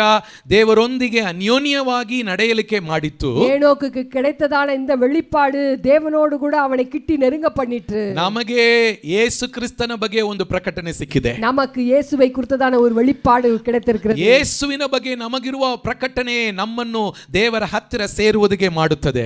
அவர் குறித்ததான வெளிப்பாடு அவர் பக்கத்திலே நாம் இன்னும் கிட்டி நெருங்கக்கூடியதான அளவுக்கு நமக்கு உதவியா இருக்கிறது. ಇನ್ನೊಂದು ವಿಷಯ, இன்னொரு ಈ காரியம், ಹನೋಕನನ್ನು ದೇವರೊಂದಿಗೆ ಅನ್ಯೋನ್ಯವಾಗಿ ನಡೆಸಿದ್ದು ಯಾವುದು? இந்த ஏனோக்கு தேவனோடு கூட சஞ்சரித்தது எப்படி? ಇಬ್ರಾಯರಿಗೆ 11ನೇ ಅಧ್ಯಾಯ 5ನೇ ವಾಕ್ಯದಲ್ಲಿ ನಾವು ನೋಡುತ್ತೇವೆ. எபிரேயர் 11ஆம் அதிகாரம் 5ஆம் வசனத்தில் நாம் பார்க்கிறோம், ನಂಬಿಕೆಯಿಂದಲೇ விசுவாசத்தினாலே ಹನೋಕನು ಮರಣವನ್ನು ಅನುಭವಿಸದೆ ಒಯ್ಯಲ್ಪಟ್ಟದ್ದು ನಂಬಿಕೆಯಿಂದಲೇ ಎಂದು ಅಲ್ಲಿ ಬರೆಯಲ್ಪಟ್ಟಿದೆ. ஏனோக்கு மரணத்தை ருசி பார்க்காதபடிக்கு எடுத்துக்கொள்ளப்பட்டது விசுவாசத்தினாலே என்று பார்க்கிறோம். ಈ ನಂಬಿಕೆ ಹನೋಕನಿಗೆ ಹೇಗೆ ಸಿಕ್ಕಿತ್ತು? இந்த விசுவாசம் நம்பிக்கை எப்படி ஏனோக்குக்கு கிடைத்தது? ನಮಗೆಲ್ಲ ಬೈಬಲ್ ಅನ್ನು ಓದುವಾಗ ನಂಬಿಕೆ ಬರುತ್ತದೆ. நமக்கெல்லாம் வேத வசனத்தை வாசிக்கும் பொழுது நம்பிக்கை கிடைத்தது. ಬೈಬಲಲ್ಲಿ ಹೇಳಲ್ಪಟ್ಟಿದೆ, ವಾಕ್ಯದ ಮೂಲಕವಾಗಿಯೇ ದೇವರ ವಾಕ್ಯವನ್ನು ಕೇಳುವುದರಿಂದ ನಮಗೆ ನಂಬಿಕೆ ಬರುತ್ತದೆ ಅಂತ. வார்த்தைகளை வாசிக்கும் பொழுதும் வார்த்தைகளை கேட்கும்படி நமக்கு நம்பிக்கை வருகிறது. ಹನೋಕನಿಗೆ ಈಗ ನಮ್ಮ ಕೈಯಲ್ಲಿ ಇರುವ ಬೈಬಲ್ ಆತನ ಕೈಯಲ್ಲಿ ಇದ್ದಿಲ್ಲ. நம்ம கையில இருக்கிறதான வேத புத்தகம் ஏனோக்கின் கைகளில் இருக்கவில்லை. ಆದರೆ ಹನೋಕನಿಗೆ ಹೇಗೆ ಆ ನಂಬಿಕೆ ಬಂದಿತ್ತು? ஆனால் ஏனோக்குக்கு எப்படி இந்த விசுவாசம் வந்தது? ನಾನು ನಂಬುತ್ತೀನಿ, ಪ್ರತಿದಿನ ಹನೋಕನು ದೇವರೊಂದಿಗೆ ನಡೆಯುವಾಗ ದೇವರು ಅವನ ಹತ್ರ ಮಾತನಾಡಿ ಇರ್ತಾನೆ. ಅವನು ಅದಕ್ಕೆ ಹಾಗೇ ವಿಧೇಯನಾಗಿದ್ದನು. தினந்தோறும் தேவனோடு கூட சஞ்சரித்து கொண்டிருக்கும் பொழுது தேவனுடைய வார்த்தைகளை கேட்டு அந்த வார்த்தைகளின்படி நடந்திருப்பான் என்று விசுவாசிக்கிறேன். ಈಗ ನಮ್ಮಲ್ಲಿ ಕೆಲವರಿಗೆ ಸಾಸಿವೆ ಗಾಳಷ್ಟು ನಂಬಿಕೆ ಕಾಣಲ್ಪಡಬಹುದು. இந்த நாளிலே நமக்கு கடுகு விதை அளவுதான ஒரு விசுவாசம் நமக்குள்ளே காணப்படலாம். ಆದರೆ ದೇವರ ವಾಕ್ಯವನ್ನು ಕೇಳುವಾಗ, அப்பொழுது நாம் தேவனுடைய வார்த்தையை கேட்கும்போது, ದೇವರ ವಾಕ್ಯವನ್ನು ಓದುವಾಗ, தேவனுடைய வார்த்தைகளை வாசிக்கும் பொழுது, ಅದನ್ನು ಧ್ಯಾನ ಮಾಡುವಾಗ அதை தியானிக்கும் பொழுது ನಮ್ಮ ನಂಬಿಕೆ ಇನ್ನೂ ಹೆಚ್ಚಾಗುತ್ತದೆ. நம்முடைய நம்பிக்கை இன்னும் விரிவாக்கப்படுகிறது. ಈ ದಿನಗಳಲ್ಲಿ ನಮ್ಮ ಪ್ರಾರ್ಥನೆ ಇದುವೇ ಇರಬೇಕು. இந்த நாட்களிலே நம்முடைய ஜெபம் இதுவா இருக்கட்டும். ಲೂಕಾ 17ನೇ ಅಧ್ಯಾಯ 5ನೇ ವಾಕ್ಯದಲ್ಲಿ ನಾವು ನೋಡುತ್ತೇವೆ. லூக்கா 17ஆம் அதிகாரம் 5ஆம் வசனத்திலே பார்க்கிறோம், ಯೇಸು ಕ್ರಿಸ್ತನ ಶಿಷ್ಯರು ಒಂದು ದಿನ ಯೇಸು ಕ್ರಿಸ್ತನ ಬಳಿಗೆ ಬಂದು ಕೇಳಿದರು, ಯೇಸುವೇ ನಮ್ಮ ನಂಬಿಕೆಯನ್ನು ಹೆಚ್ಚಿಸು ಎಂದು ಬೇಡಿಕೊಂಡರು. இயேசுவின் சீஷர்கள் இயேசுவினிடத்தில் வந்து கேட்டார்கள், ஆண்டவரே எங்களுடைய விசுவாசத்தை இன்னும் அதிகமாய் வர்த்திக்க பண்ணும் என்று. ಈ ದಿನಗಳಲ್ಲಿ ಇದುವೇ ನಮ್ಮ ಪ್ರಾರ್ಥನೆಯಾಗಿರಲಿ. இந்த நாட்களிலே இது நம்முடைய ஜெபமா இருக்கட்டும். ನಮ್ಮ ನಂಬಿಕೆ ದೊಡ್ಡದಾಗಿದ್ರೆ, நம்முடைய விசுவாசம் பெரிதா இருக்குமானா, ನಮಗಿರುವ ಅಗತ್ಯಗಳು ಸಣ್ಣದಾಗಿ ಕಾಣಲ್ಪಡುತ್ತದೆ. இருக்கிறதான தேவைகள் சிறிதாய் ನನ್ನ காணப்படும். ದೇವರು ಎಲ್ಲ ನೋಡಿಕೊಳ್ಳುತ್ತಾನೆ ಎಂದು ನಾವು ಧೈರ್ಯವಾಗಿರುತ್ತೇವೆ. நம்ம தேவன் எல்லாவற்றையும் பார்த்து கொள்வார்ங்கிறதான விசுவாசம் நமக்குள்ள ಕೆಲವರಿಗೆ ಚಿಕ್ಕ ಸಮಸ್ಯೆಗಳು ಕೂಡ ದೊಡ್ಡದಾಗಿ ಕಾಣುತ್ತದೆ. சிலருடைய வாழ்க்கையில சின்ன பிரச்சனை கூட பெரிய பிரச்சனையாய் காணுகிறது. ಯಾಕೆಂದ್ರೆ ಅವರ ನಂಬಿಕೆ ತುಂಬಾ ಸಣ್ಣದಾಗಿದೆ. ஏனென்றால் அவர்களுக்கு இருக்கிறதான விசுவாசம் சின்னதா ಈ இருக்கிறது. ದಿನಗಳಲ್ಲಿ ದೇವರು ನಮ್ಮಲ್ಲಿ ಒಂದು ಒಳ್ಳೆಯ ಕೆಲಸವನ್ನು ಆರಂಭಿಸಿದ್ದಾನೆ. இன்றைக்கு நம்முடைய வாழ்க்கையிலே நல்ல நற்கிரியைகளை துவங்கி இருக்கிறார். ಅದು ನಂಬಿಕೆಯಿಂದಲೇ ದೇವರು ಆರಂಭಿಸಿರುವುದು. அது நம்பிக்கையினாலே ஆரம்பிக்கப்பட்டிருக்கிறது. ಅದು ನಂಬಿಕೆಯಿಂದಲೇ ಅದನ್ನು ದೇವರು ಮುಂದುವರಿಸುತ್ತಾ ನಡೆಸುತ್ತಾ ಇದ್ದಾನೆ. விசுவாசத்தினாலே இன்னும் அதிகமாய் முன்பாக நடத்தி கொண்டு போய் ಈ கொண்டிருக்கிறார். ನಂಬಿಕೆ ನಮ್ಮಲ್ಲಿ ಹೆಚ್ಚಾಗುವಾಗ இந்த விசுவாசம் நமக்குள்ளே பெருகும் பொழுது ನಾವು ಇನ್ನೂ ಹೆಚ್ಚು ದೇವರ ಹತ್ತಿರ ನಾವು ಸಂಬಂಧ ಉಳ್ಳವರಾಗಬಹುದು. இன்னும் தேவனோடு கூட சஞ்சரிக்க ஆரம்பிக்க முடியும். ನನ್ನನ್ನು ಕೇಳುತ್ತಾ ಇರುವ ಪ್ರಿಯರೇ, கேட்டுக்கொண்டிருக்கிறதான பிரியமான பிள்ளைகளே, ಹನೋಕನು ದೇವರೊಂದಿಗೆ ಅನ್ಯೋನ್ಯವಾಗಿ ನಡೆದುಕೊಂಡನು. ஏனோக்கு தேவனோடு கூட சஞ்சரித்தான். ನಾವು ಕೂಡ ಆತನೊಂದಿಗೆ ಅನ್ಯೋನ್ಯವಾಗಿ ನಡೆದುಕೊಳ್ಳುವುದು ಹೇಗೆ? எப்படி நாம் தேவனோடு கூட சஞ்சரிப்பது? ಹನೋಕನನ್ನು ದೇವರೊಂದಿಗೆ ಅನ್ಯೋನ್ಯವಾಗಿ ನಡೆಸಿದ್ದು ಯಾವುದು? எப்படி தேவனோடு கூட ஏனோக்கு சஞ்சரித்தான்? ಇಬ್ರಾಯರಿಗೆ 11ನೇ ಅಧ್ಯಾಯ 6ನೇ ವಾಕ್ಯದಲ್ಲಿ ನಾವು ನೋಡುತ್ತೇವೆ. எபிரேயர் 11ஆம் அதிகாரம் 6ஆம் வசனத்தில் நாம் பார்க்கிறோம். ಆದರೆ ನಂಬಿಕೆ ಇಲ್ಲದೆ ದೇವರನ್ನು ಮೆಚ್ಚಿಸುವುದು ಅಸಾಧ್ಯ. ದೇವರ ಬಳಿಗೆ ಬರುವವನು ದೇವರು ಇದ್ದಾನೆ ಮತ್ತು ತನ್ನನ್ನು ಹುಡುಕುವವರಿಗೆ ಪ್ರತಿಫಲವನ್ನು ಕೊಡುತ್ತಾನೆ ಎಂದು ನಂಬುವುದು ಅವಶ್ಯ. விசுவாசம் இல்லாமல் தேவனுக்கு பிரியமா இருப்பது கூடாத காரியம். ஏனென்றால் தேவனிடத்தில் சேருகிறவர் அவர் உண்டென்றும் அவர் தம்மை தேடுகிறவர்களுக்கு பலன் அளிக்கிறவர் என்றும் விசுவாசிக்க வேண்டும். ಇಲ್ಲಿ ಒಂದು ಮುಖ್ಯವಾದ ಪಾಠವನ್ನು ನಾವು ಕಲಿತುಕೊಳ್ಳಲಿಕ್ಕಿದ್ದೇವೆ. ஒரு முக்கியமான ஒரு விஷயத்தை நாம் கற்றுக்கொள்ள வேண்டும். ನೀನು ನಾನು ದೇವರ ಹತ್ತಿರ ಒಂದು ಅನ್ಯೋನ್ಯ ಉಳ್ಳವರಾಗಿ ಆತನೊಂದಿಗೆ ನಡೆಯಬೇಕೆಂದ್ರೆ, நீங்களும் நானும் தேவனோடு கூட ஒரு நெருங்கிய உறவு இருக்க வேண்டும் என்றால், ಹನೋಕನ ಹಾಗೆ ನಮಗೂ ಈ ಒಂದು ತಿಳಿವಳಿಕೆ ಇರಬೇಕು. ஏனோக்கே போல இப்படிப்பட்டதான ஒரு வெளிப்பாடு நமக்கு வேண்டும். ಹನೋಕನಿಗೆ ಇದ್ದ ಒಂದು ತಿಳಿವಳಿಕೆ ಏನು? ஏனோக்குக்கு இருந்ததான வெளிப்பாடு என்ன? ದೇವರು ತನ್ನನ್ನು ಹುಡುಕುವವರಿಗೆ ಪ್ರತಿಫಲವು ಕೊಡುತ್ತಾನೆ ಎಂದು ಆತನು ನಂಬಿದನು. தேவன் தம்மை தேடுகிறதான பிள்ளைகளுக்கு பிரதிபலன் அளிக்கிறார் என்றதான ஒரு விசுவாசம். Hanoch was seeking the reward from god. ದೇವರಿಂದ ತನ್ನ ಪ್ರತಿಫಲವನ್ನು ಹುಡುಕಿದನು. பிரதிபலன்களை தேவனிடத்திலிருந்து பெற்றுக்கொள்ள வேண்டும் என்று விரும்பினார். ಇವತ್ತು ಅನೇಕರು ಪ್ರತಿಫಲವನ್ನು ಮನುಷ್ಯರ ಕೈಯಿಂದ ಹುಡುಕುತ್ತಾರೆ. இன்றைக்கு அநேகர் பிரதிபலன்களை மனுஷருடைய கைகளிலிருந்து தேடிக்கொண்டிருக்கிறார்கள். ಅವರು ಏನಾದರೂ ಮಾಡಿದ್ರು ಕೂಡ 4 ಜನರು ಅವರನ್ನು ಹೊಗಳಬೇಕೆಂದು ಬಯಸುತ್ತಾರೆ. அவர்கள் ஏதாவது செய்யும் பொழுது 4 பேர் அவர்களை புகழ வேண்டும் என்று நினைக்கிறார்கள். 4 ಜನರು ಅವರಿಗೆ ಏನಾದರೂ ಒಂದು ರಿವಾರ್ಡ್ ಕೊಡಬೇಕೆಂದು ಬಯಸುತ್ತಾರೆ. 4 பேர் அவர்களை மெச்சிக்கொள்ள வேண்டும் என்று நினைக்கிறார்கள். ಒಂದು ಬಡವರಿಗೆ ಸಹಾಯ ಮಾಡಿದ್ರು ಕೂಡ, ஒரு ஏழைகளுக்கு நாம் செய்யும் பொழுது கூட, ಒಂದು ಸೇವೆ ಮಾಡಿದ್ರು ಕೂಡ, ஒரு ஊழியம் செய்யும் பொழுது ಒಂದು கூட, ಪ್ರಾರ್ಥನೆ ಮಾಡುವಾಗ ಕೂಡ ஜெபிக்கும் பொழுது கூட ಮನುಷ್ಯರ ಕೈಯಿಂದ ಪ್ರತಿಫಲವನ್ನು ಬಯಸುತ್ತಾರೆ. மனுஷருடைய கரங்களிலிருந்து நன்மைகளை பெற்றுக்கொள்ள ಈ ಕಾರಣದಿಂದಲೇ ಅನೇಕ ಸಮಯಗಳಲ್ಲಿ ಸೋತು ಹೋಗ್ತಾರೆ. இதனால தான் சோர்ந்து போகிறார்கள். ಅವರು 4 ಜನರಿಗೆ ಒಳ್ಳೆಯದು ಮಾಡುವಾಗ 4 பேருக்கு நன்மைகளை செய்யும் பொழுது ಅವರಿಂದ ಇವರಿಗೂ ಅದಕ್ಕೆ ಬದಲಾಗಿ ಅವರು ಇವರಿಗೆ ಒಳ್ಳೆಯದು ಮಾಡಬೇಕೆಂದು ಬಯಸುತ್ತಾರೆ. அவர்கள் திரும்ப அவர்களுக்கு ஏதாவது செய்ய வேண்டும் என்று விரும்புகிறார்கள். ಅದು ನಡೆಯದೆ ಹೋಗುವಾಗ ಸೋತು ಹೋಗ್ತಾರೆ. அது நடக்காம போகும் பொழுது சோர்ந்து போகிறார்கள். ಕಾರಣ ಏನೆಂದರೆ ಇವರು ಪ್ರತಿಫಲವನ್ನು ದೇವರ ಕೈಯಿಂದ ಹುಡುಕುವುದಿಲ್ಲ, ಮನುಷ್ಯನ ಕೈಯಿಂದ ಹುಡುಕುತ್ತಾರೆ. ஏனென்றால் பிரதிபலன்களை இவர்கள் தேவனிடத்திலிருந்து அல்ல மனுஷருடைய கைகளிலிருந்து தேடிக்கொண்டிருக்கிறார்கள். ಪ್ರತಿಫಲ ಹುಡುಕುವುದು ತಪ್ಪಲ್ಲ. பிரதிபலன்களை தேடுவது தப்பல்ல. ಕೆಲಸ ಮಾಡಿದರೆ ಸಂಬಳ ಬರ್ತದೆ ಎಂದು ನಾವು ಹುಡುಕುತ್ತೇವೆ. வேலை செய்யும் பொழுது சம்பளம் கிடைக்கும் என்று எதிர்பார்க்கிறோம். ವ್ಯಾಪಾರ ಮಾಡಿದರೆ ಲಾಭ ಸಿಗ್ತದೆ ಎಂದು ನಾವು ಬಯಸುತ್ತೇವೆ. வியாபாரம் செய்யும் பொழுது லாபம் கிடைக்கும் என்று ಒಂದು பார்க்கிறோம். ರೈತನು ಬೀಜವನ್ನು ಬಿತ್ತುವಾಗ ಅವನಿಗೆ ಅದರಲ್ಲಿ ಬೆಳೆ ಸಿಗ್ತದೆ ಎಂದು ಬಯಸುತ್ತಾನೆ. ஒரு தோட்டக்காரன் விதைகளை விதைக்கும் பொழுது அதிலிருந்து பிரதிபலன் கிடைக்கும் என்று அவன் எதிர்பார்க்கிறான். ಪ್ರತಿಫಲ ಬಯಸುವುದು ತಪ್ಪಲ್ಲ ರೀ. அதனால பிரதிபலன்களை எதிர்பார்ப்பது தவறல்ல. ಯಾರ ಕೈಯಿಂದ ಪ್ರತಿಫಲ ಎದುರು ನೋಡ್ತೀರಾ? யாருடைய கரங்களிலிருந்து நாம் பெற்றுக்கொள்கிறோம் அது ಮನುಷ್ಯನ ಕೈಯಿಂದ ಅಲ್ಲ ರೀ. மனுஷருடைய கரங்களிலிருந்து இல்ல. ಯಾವ ಮನುಷ್ಯನು ನಮ್ಮನ್ನು ಹೊಗಳಬೇಕೆಂದಲ್ಲ. ನಾವು எந்த மனுஷனும் நம்மளை புகழ வேண்டும் என்று அல்ல. ಏನೇ ಮಾಡಿದ್ರು ದೇವರಿಗೋಸ್ಕರ ಮಾಡ್ರಿ. எதை செய்தாலும் தேவனுக்கென்றே செய்ய வேண்டும். 4 ಜನರು ನಿಮ್ಮನ್ನು ಹೊಗಳಬೇಕು, ಅಪ್ರಿಶಿಯೇಟ್ ಮಾಡಬೇಕು ಎಂದು ಬಯಸಬೇಡ. 4 பேர் நம்மளை ಅಪ್ರಿಶಿಯೇಟ್ பண்ணனும் நம்ம எதிர்பார்க்க வேண்டாம். ದೇವರ ಸಾನ್ನಿಧ್ಯದಲ್ಲಿ ಸಮಯ ಖರ್ಚು ಮಾಡುವಾಗಲೂ, தேவனுடைய சன்னிதானத்திலே நாம் ಸಮயம் ಕಳಿக்கும் பொழுது கூட ಆವಾಗಲೂ ನಾವು ಪ್ರತಿಫಲವನ್ನು ನಾವು ನಿರೀಕ್ಷಿಸಿ ಹುಡುಕಬಹುದು. தேவனுடைய கரத்திலிருந்து நம்ம பிரதிபலன்களை எதிர்பார்த்து இருக்கலாம். ಹೌದು, ಹನೋಕನು ದೇವರೊಂದಿಗೆ ನಡೆದನು, ಅನ್ಯೋನ್ಯತವಾಗಿದ್ದನೆಂದರೆ ತನ್ನ ಸಮಯವನ್ನು ದೇವರೊಂದಿಗೆ ಖರ್ಚು ಮಾಡಿದನು. தேவனோடு கூட நடந்தான் என்று பார்க்கும் பொழுது ஏனோக்கு தேவனுடைய சமூகத்திலே தன்னுடைய நேரங்களை செலவழித்தான். ನಾವು ಕೂಡ ನಮ್ಮ ಸಮಯವನ್ನು ದೇವರ ಸಾನ್ನಿಧ್ಯದಲ್ಲಿ ಬಂಡವಾಳ ಹಾಕಬೇಕ್ರಿ. தேவனுடைய சன்னிதானத்திலே நம்முடைய நேரங்களை முதலீடு செய்ய வேண்டும். ಆವಾಗ ನಮಗೆ ಪ್ರತಿಫಲ ಉಂಟು. அப்பொழுது நமக்கு பிரதிபலன்கள் உண்டு. ದೇವರು ನಮಗೋಸ್ಕರ ಇಟ್ಟಿರುವ ದೊಡ್ಡ ಆಶೀರ್ವಾದಗಳನ್ನು ಪಡೆದುಕೊಳ್ಳುತ್ತೇವೆ. தேவன் நமக்காக வைத்திருக்கிறதான பெரிய ಆಶೀರ್ವಾದங்களை பெற்றுக்கொள்வோம். ಪ್ರಕಟಣೆ 22ನೇ ಅಧ್ಯಾಯ 12ನೇ ವಾಕ್ಯದಲ್ಲಿ ನಾವು ನೋಡುತ್ತೇವೆ. வெளிப்படுத்தல் விசேஷம் 22ஆம் அதிகாரம் 12ஆம் வசனத்திலே ಇಗೋ ಬೇಗ ಬರುತ್ತೇನೆ, இதோ சீக்கிரமாய் வருகிறேன். ನಾನು ಪ್ರತಿಯೊಬ್ಬನಿಗೆ ಅವನವನ ನಡಕೆಗೆ ಪ್ರಕಾರ ಕೊಡತಕ್ಕ ಪ್ರತಿಫಲವು ನನ್ನ ಕೈಯಲ್ಲಿ ಅದೇ. அவனவனுடைய கிரியைகளின்படி அவனவனுக்கு நான் அளிக்கும் பலன் என்னோட கூட வருகிறது. ನನ್ನನ್ನು ಕೇಳುತ್ತಾ ಇರುವ ದೇವರ ಮಕ್ಕಳೇ, என்னை கேட்டுக்கொண்டிருக்கிறதான தேவ பிள்ளைகளே, ದೇವರು ನಮಗೆ ಪ್ರತಿಫಲ ಕೊಡುತ್ತಾನೆ. தேவன் நமக்கு பிரதிபலன்களை கொடுக்கிறார். ದೇವರು ಕೊಡುವ ಪ್ರತಿಫಲ ಬಗ್ಗೆ ಇನ್ನೊಂದು ಸುಂದರವಾದ ಒಂದು ವಾಕ್ಯವನ್ನು ನಾನು ನಿಮಗೆ ತೋರಿಸಿಕೊಡಲಿಕ್ಕೆ ಬಯಸ್ತೀನಿ. தேவன் கொடுக்கிறதான பிரதிபலன்களை குறித்து இன்னொரு அருமையான வசனத்தை காட்டி கொடுக்க விரும்புகிறேன். ಅದು ಜ್ಞಾನೋಕ್ತಿಗಳ ಪುಸ್ತಕ 24ನೇ ಅಧ್ಯಾಯದಲ್ಲಿ 11-12 ವಾಕ್ಯಗಳಲ್ಲಿ ಇದೆ. அது நீதிமொழிகளின் புஸ்தகம் 24ஆம் அதிகாரம் 11ஆம் வசனம் 12ஆம் வசனத்துல இருக்கிறது. ಅಲ್ಲಿ ನಾವು ನೋಡೋಣ. ಅಲ್ಲಿ பார்க்கிறோம், ಕೊಲೆಗೆ ಸೆಳೆಯಲ್ಪಟ್ಟವರನ್ನು ರಕ್ಷಿಸು, ಸಂಹಾರಕ್ಕೆ ಗುರಿಯಾದವರನ್ನು ತಪ್ಪಿಸು, ದೇವರು ಪ್ರತಿಯೊಬ್ಬನ ಕರ್ಮಕ್ಕೆ ಪ್ರತಿಫಲವನ್ನು ಕೊಡದೆ ಬಿಟ್ಟಾನೆ. மரணத்துக்கு ஒப்பு கொடுக்கப்பட்டவர்களையும் கொலையுண்ட போகிறவர்களையும் விடுவிக்க கூடுமானால் விடுவி, அதை அறியோம் என்பாயாகில் இருதயங்களை சோதிக்கிறவர் அறியாரோ, உன் ஆத்துமாவை காக்கிறவர் கவனியாரோ, அவர் மனுஷனுக்கு அவனவன் கிரியைகளுக்கு தக்கதாக பலன் அளியாரோ.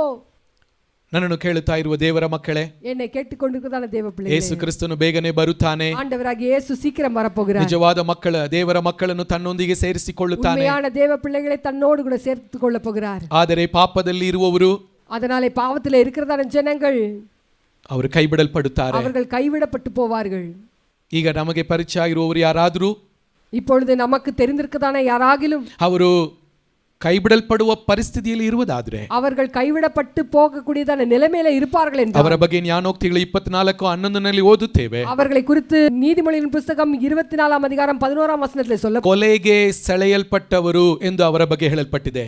கொலைக்கு பாத்திரவான்கள் என்று சொல்லப்பட்டிருக்கிறது. ಸಂಹಾರಕ್ಕೆ ಗುರಿಯಾದವರು ಎಂದು ಹೇಳಲ್ಪಟ್ಟಿದೆ. மரணத்துக்கு ஒப்பு கொடுக்கப்பட்டவர்கள், கொலை உண்ணப்படுவதற்கு ஒப்பு கொடுக்கப்படுகிறதா. ಇಂಥ ವ್ಯಕ್ತಿಗಳನ್ನು ನಾವು ನೋಡುವಾಗ இவர்களை நாம் பார்க்கும் பொழுது ಅವರು ಹೆಂಗೆ ಕೆಟ್ಟು ಹೋಗಲಿ ಎಂದು ನಾವು ಬಿಡಬಾರದು. அவர்கள் அப்படியே கெட்டு போகட்டும் என்று விட்டு விடக்கூடாது. ಅವರಿಗೋಸ್ಕರ ಅಳುತ್ತಾ ಪ್ರಾರ್ಥನೆ ಮಾಡಬೇಕು. அவர்களுக்காக கண்ணீர் விட்டு அழ வேண்டும். ಅವರಿಗೋಸ್ಕರ ಪ್ರೀತಿಯಿಂದ ಸೇವೆ ಮಾಡಬೇಕು. அவர்களுக்காக நாம் ஊழியம் செய்ய வேண்டும். ಅವರಿಗೆ ಯೇಸುವಿನ ಪ್ರೀತಿಯ ಬಗ್ಗೆ ಹೇಳಬೇಕು. அவர்களுக்கு இயேசுவின் ಅன்பை குறித்து சொல்ல வேண்டும். ಆ ರೀತಿ ಮಾಡಿ ಅವರನ್ನು ನಾವು ನರಕಕ್ಕೆ ತಪ್ಪಿಸಿದರೆ, அவர்களை நரகத்தின் வாயிலிருந்து தப்பித்துக் கொள்வோம் என்றால், ಅಲ್ಲಿ ಹೇಳಲ್ಪಟ್ಟಿದೆ ದೇವರು ನಮಗೆ ಪ್ರತಿಫಲವನ್ನು ಕೊಡುತ್ತಾನೆ. அங்கே சொல்லப்பட்டிருக்கிறது தேவன் நமக்கு பிரதிபலன்களை கொடுக்கிறார். ಹನೋಕನ ಬಗ್ಗೆ ಇನ್ನು 2 ವಿಷಯಗಳನ್ನು ನಾನು ಸಂಕ್ಷಿಪ್ತವಾಗಿ ಹೇಳಿ ಮುಕ್ತಾಯ ಮಾಡುತ್ತೇನೆ. 2 காரியங்களை சொல்லி நான் முடிக்க விரும்புகிறேன். ಅವನು ಎಂಥ ವ್ಯಕ್ತಿ ಎಂದು ನಾವು ನೋಡುವಾಗ, அவன் எப்பேற்பட்டதான ஒரு மனுஷன் என்று பார்க்கும் பொழுது, ತನ್ನ ಮುಂದಿನ ಸಂಧಾನದಲ್ಲಿ ಇರುವವರಿಗೆ ಒಳ್ಳೆಯ ಒಂದು ಮಾದರಿಯ ಜೀವನವನ್ನು ನಡೆಸಿದವನು. அவனுடைய சந்ததியாருக்கு முன்மாதிரியான ஒரு வாழ்க்கையை வாழ்ந்ததான ஒரு மனுஷனாய் காணப்பட்டான். ಅದನ್ನು ನಾವು ಎಲ್ಲಿ ನೋಡುತ್ತೇವೆ? அதை நாம் எப்பொழுது பார்க்கிறோம்? ಅಲ್ಲಿ ಆದಿಕಾಂಡ 6ನೇ ಅಧ್ಯಾಯ 8-9 ಅಧ್ಯಾಯಗಳ ವಾಕ್ಯಗಳಲ್ಲಿ ನೀವು ನೋಡ್ರಿ. ஆதியாகமத்தின் புத்தகம் 6ஆம் அதிகாரம் 8ஆம் வசனம் 9ஆம் வசனத்தில் நாம் பார்க்கிறோம், ನೋಹನನು ದೇವರೊಂದಿಗೆ ಅನ್ಯೋನ್ಯವಾಗಿ ನಡೆದನು ಎಂದು ಹೇಳಲ್ಪಟ್ಟಿದೆ. நோவா தேவனோடு கூட சஞ்சரித்தான் என்று பார்க்கிறோம். ಇದು ಹೇಗೆ ಸಾಧ್ಯ? இது எப்படி அவனுடைய வாழ்க்கையில ಈ நடந்தது? ನೋಹನನು ಯಾರನ್ನು ನಾವು ನೋಡುವಾಗ, இந்த நோவா யார் என்று பார்க்கும் பொழுது, ಈ ಹನೋಕನ ಮರಿ ಮೊಮ್ಮಗನು. அவன் ஏனோக்கனுடைய கொள்ளு பேரன். ಹನೋಕನು ಒಂದು ಒಳ್ಳೆಯ ಮಾದರಿಯಾದ ಒಂದು ಆತ್ಮೀಕ ಜೀವನ ನಡೆಸಿದ್ದರಿಂದ, ஏனோக்கு ஒரு நல்ல ஆவிக்குரிய ஜீவியத்தை முன்மாதிரியான வாழ்க்கையை வாழ்ந்தபடினாலே, ಅವನ ಮರಿ ಮೊಮ್ಮಗನಾಗಿರುವ ನೋಹನನು ಅವನು ಕೂಡ ಹನೋಕನ ಹಾಗೆ ದೇವರೊಂದಿಗೆ ಅನ್ಯೋನ್ಯತೆಯಲ್ಲಿ ನಡೆದುಕೊಂಡನು. அவனுடைய கொள்ளு பேரனாகிய நோவாவும் கூட அவனுடைய வழியிலே நடந்தான் என்று பார்க்கிறோம். ಆದಿಕಾಂಡ 6ನೇ ಅಧ್ಯಾಯ 9ನೇ ವಾಕ್ಯದಲ್ಲಿ ನೋಡುತ್ತೇವೆ. ஆதியாகமம் 6ஆம் அதிகாரம் 9ஆம் வசனத்திலே பார்க்கிறோம், ನೋಹನನು ನೀತಿವಂತನು, ತನ್ನ ಕಾಲದಲ್ಲಿ ತಪ್ಪಿಲ್ಲದವನಾಗಿದ್ದನು. நோவா தேவனுடைய பார்வையிலே நீதிமானாய் காணப்பட்டான், தன்னுடைய காலத்தில் எல்லாம் உத்தமனாய் இருந்தான் என்று பார்க்கிறோம். ಅವನು ದೇವರೊಂದಿಗೆ ಅನ್ಯೋನ್ಯವಾಗಿ ನಡೆದುಕೊಂಡನು. அவன் தேவனோடு கூட நடந்தான் என்று பார்க்கிறோம். ನನ್ನನ್ನು ಕೇಳುತ್ತಾ ಇರುವ ದೇವರ ಮಕ್ಕಳೇ, என்னை கேட்டுக்கொண்டிருக்கிறதான தேவ பிள்ளைகளே, ನೋಹನ ಕಾಲದಲ್ಲಿ ಯಾವ ರೀತಿಯಾಗಿ ಜನರು ಇದ್ದರೋ ಅದೇ ರೀತಿಯಾಗಿ ಈ ಕಾಲದಲ್ಲಿ ನಮ್ಮ ಕಾಲದಲ್ಲಿ ಜನರಿದ್ದಾರೆ. நோவாவின் காலத்திலே ஜனங்கள் எவ்வளவு பொல்லாதவர்களா இருந்தார்களோ அப்படியே இந்த நாட்களிலும் அப்படியே காணப்பட்டு ಎಲ್ಲ கொண்டிருக்கிறார்கள். ಜನರು ದುಷ್ಟರಾಗಿ ದೇವರಿಗೆ ವಿರೋಧವಾಗಿ ಪಾಪ ಮಾಡುತ್ತಾ ಇರುವಾಗ ಅವರೆಲ್ಲರ ಮಧ್ಯದಲ್ಲಿ ನೋಹಾನನು ಮಾತ್ರ ನೀತಿವಂತನಾಗಿದ್ದನು. அந்த நாட்களிலே துஷ்ட மனுஷர்கள் பாவம் செய்து கொண்டிருக்கிறதான சமயத்திலே அவர்கள் மத்தியிலே நோவா நீதிமானாய் காணப்பட்டான். ಹೇಗೆ ಅದು ನೋಹನನಿಗೆ ಸಾಧ್ಯವಾಯಿತು? அது எப்படி நோவாக்கு அப்படி முடிந்தது? ನೋಹಾನನ ಮುತ್ತಾತನು ಅವನಿಗೆ ಒಂದು ಒಳ್ಳೆಯ ಮಾದರಿಯಾದ ಒಂದು ರೋಲ್ ಮಾಡೆಲ್ ಆಗಿರುವ ಒಂದು ಜೀವನವನ್ನು ನಡೆಸಿದನು. நோவாவின் மூதாதையார்கள் அவனுக்கு முன்பாக மாதிரியான ஒரு வாழ்க்கையை வாழ்ந்தபடினாலே ನಾವು ಕೂಡ ನಮ್ಮ ಹಿಂದಿನ ಸಂಧಾನದವರಿಗೆ ಒಂದು ಒಳ್ಳೆಯ ಮಾದರಿಯ ಜೀವನವನ್ನು ನಡೆಸೋಣ ಪ್ರಿಯರೇ. நாமும் கூட வரப்போகிறதான சந்ததியாருக்கு ஒரு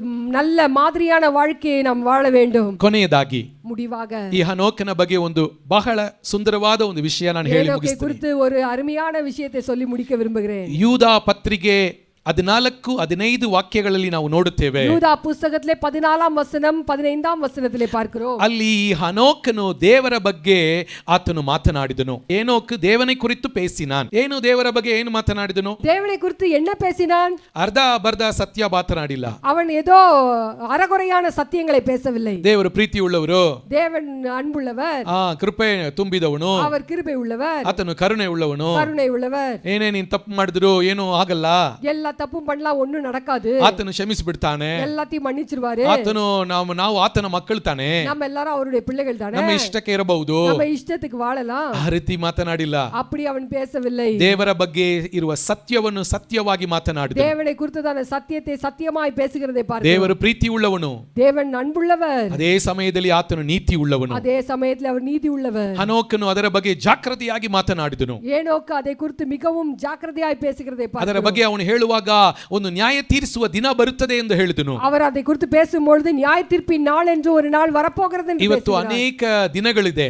இன்றைக்கு ಅನೇಕ நாட்கள் இருக்கிறது. ಚಿಲ್ಡ್ರನ್ಸ್ ಡೇ ಇದೆ, சில்ட்ரன்ஸ் டே இருக்கிறது, ವಿಮೆನ್ಸ್ ಡೇ ಇದೆ, விமென்ஸ் டே இருக்கிறது, ಲೇಬರರ್ಸ್ ಡೇ ಇದೆ, லேபரர்ஸ் டே இருக்கிறது, ನರ್ಸಸ್ ಡೇ ಇದೆ. 2 ದಿನಗಳಿಗೆ ಮುಂಚೆ 2 நாளுக்கு முன்பாக நர்சஸ் டே போனது, ಟೀಚರ್ಸ್ ಡೇ ಇದೆ. டீச்சர்ஸ் டே இருக்கிறது. ಇದೆಲ್ಲ ಒಳ್ಳೆಯದು, இதெல்லாம் நல்லது. ಆದ್ರೆ ಇದಕ್ಕಿಂತ ಬಹಳ ಮುಖ್ಯವಾದ ಒಂದು ದಿನ ಬರುತ್ತದೆ. இதை காட்டிலும் முக்கியமான ஒரு நாள் வரப்போகிறது. ಅದು ಜಡ್ಜ್ಮೆಂಟ್ ಡೇ.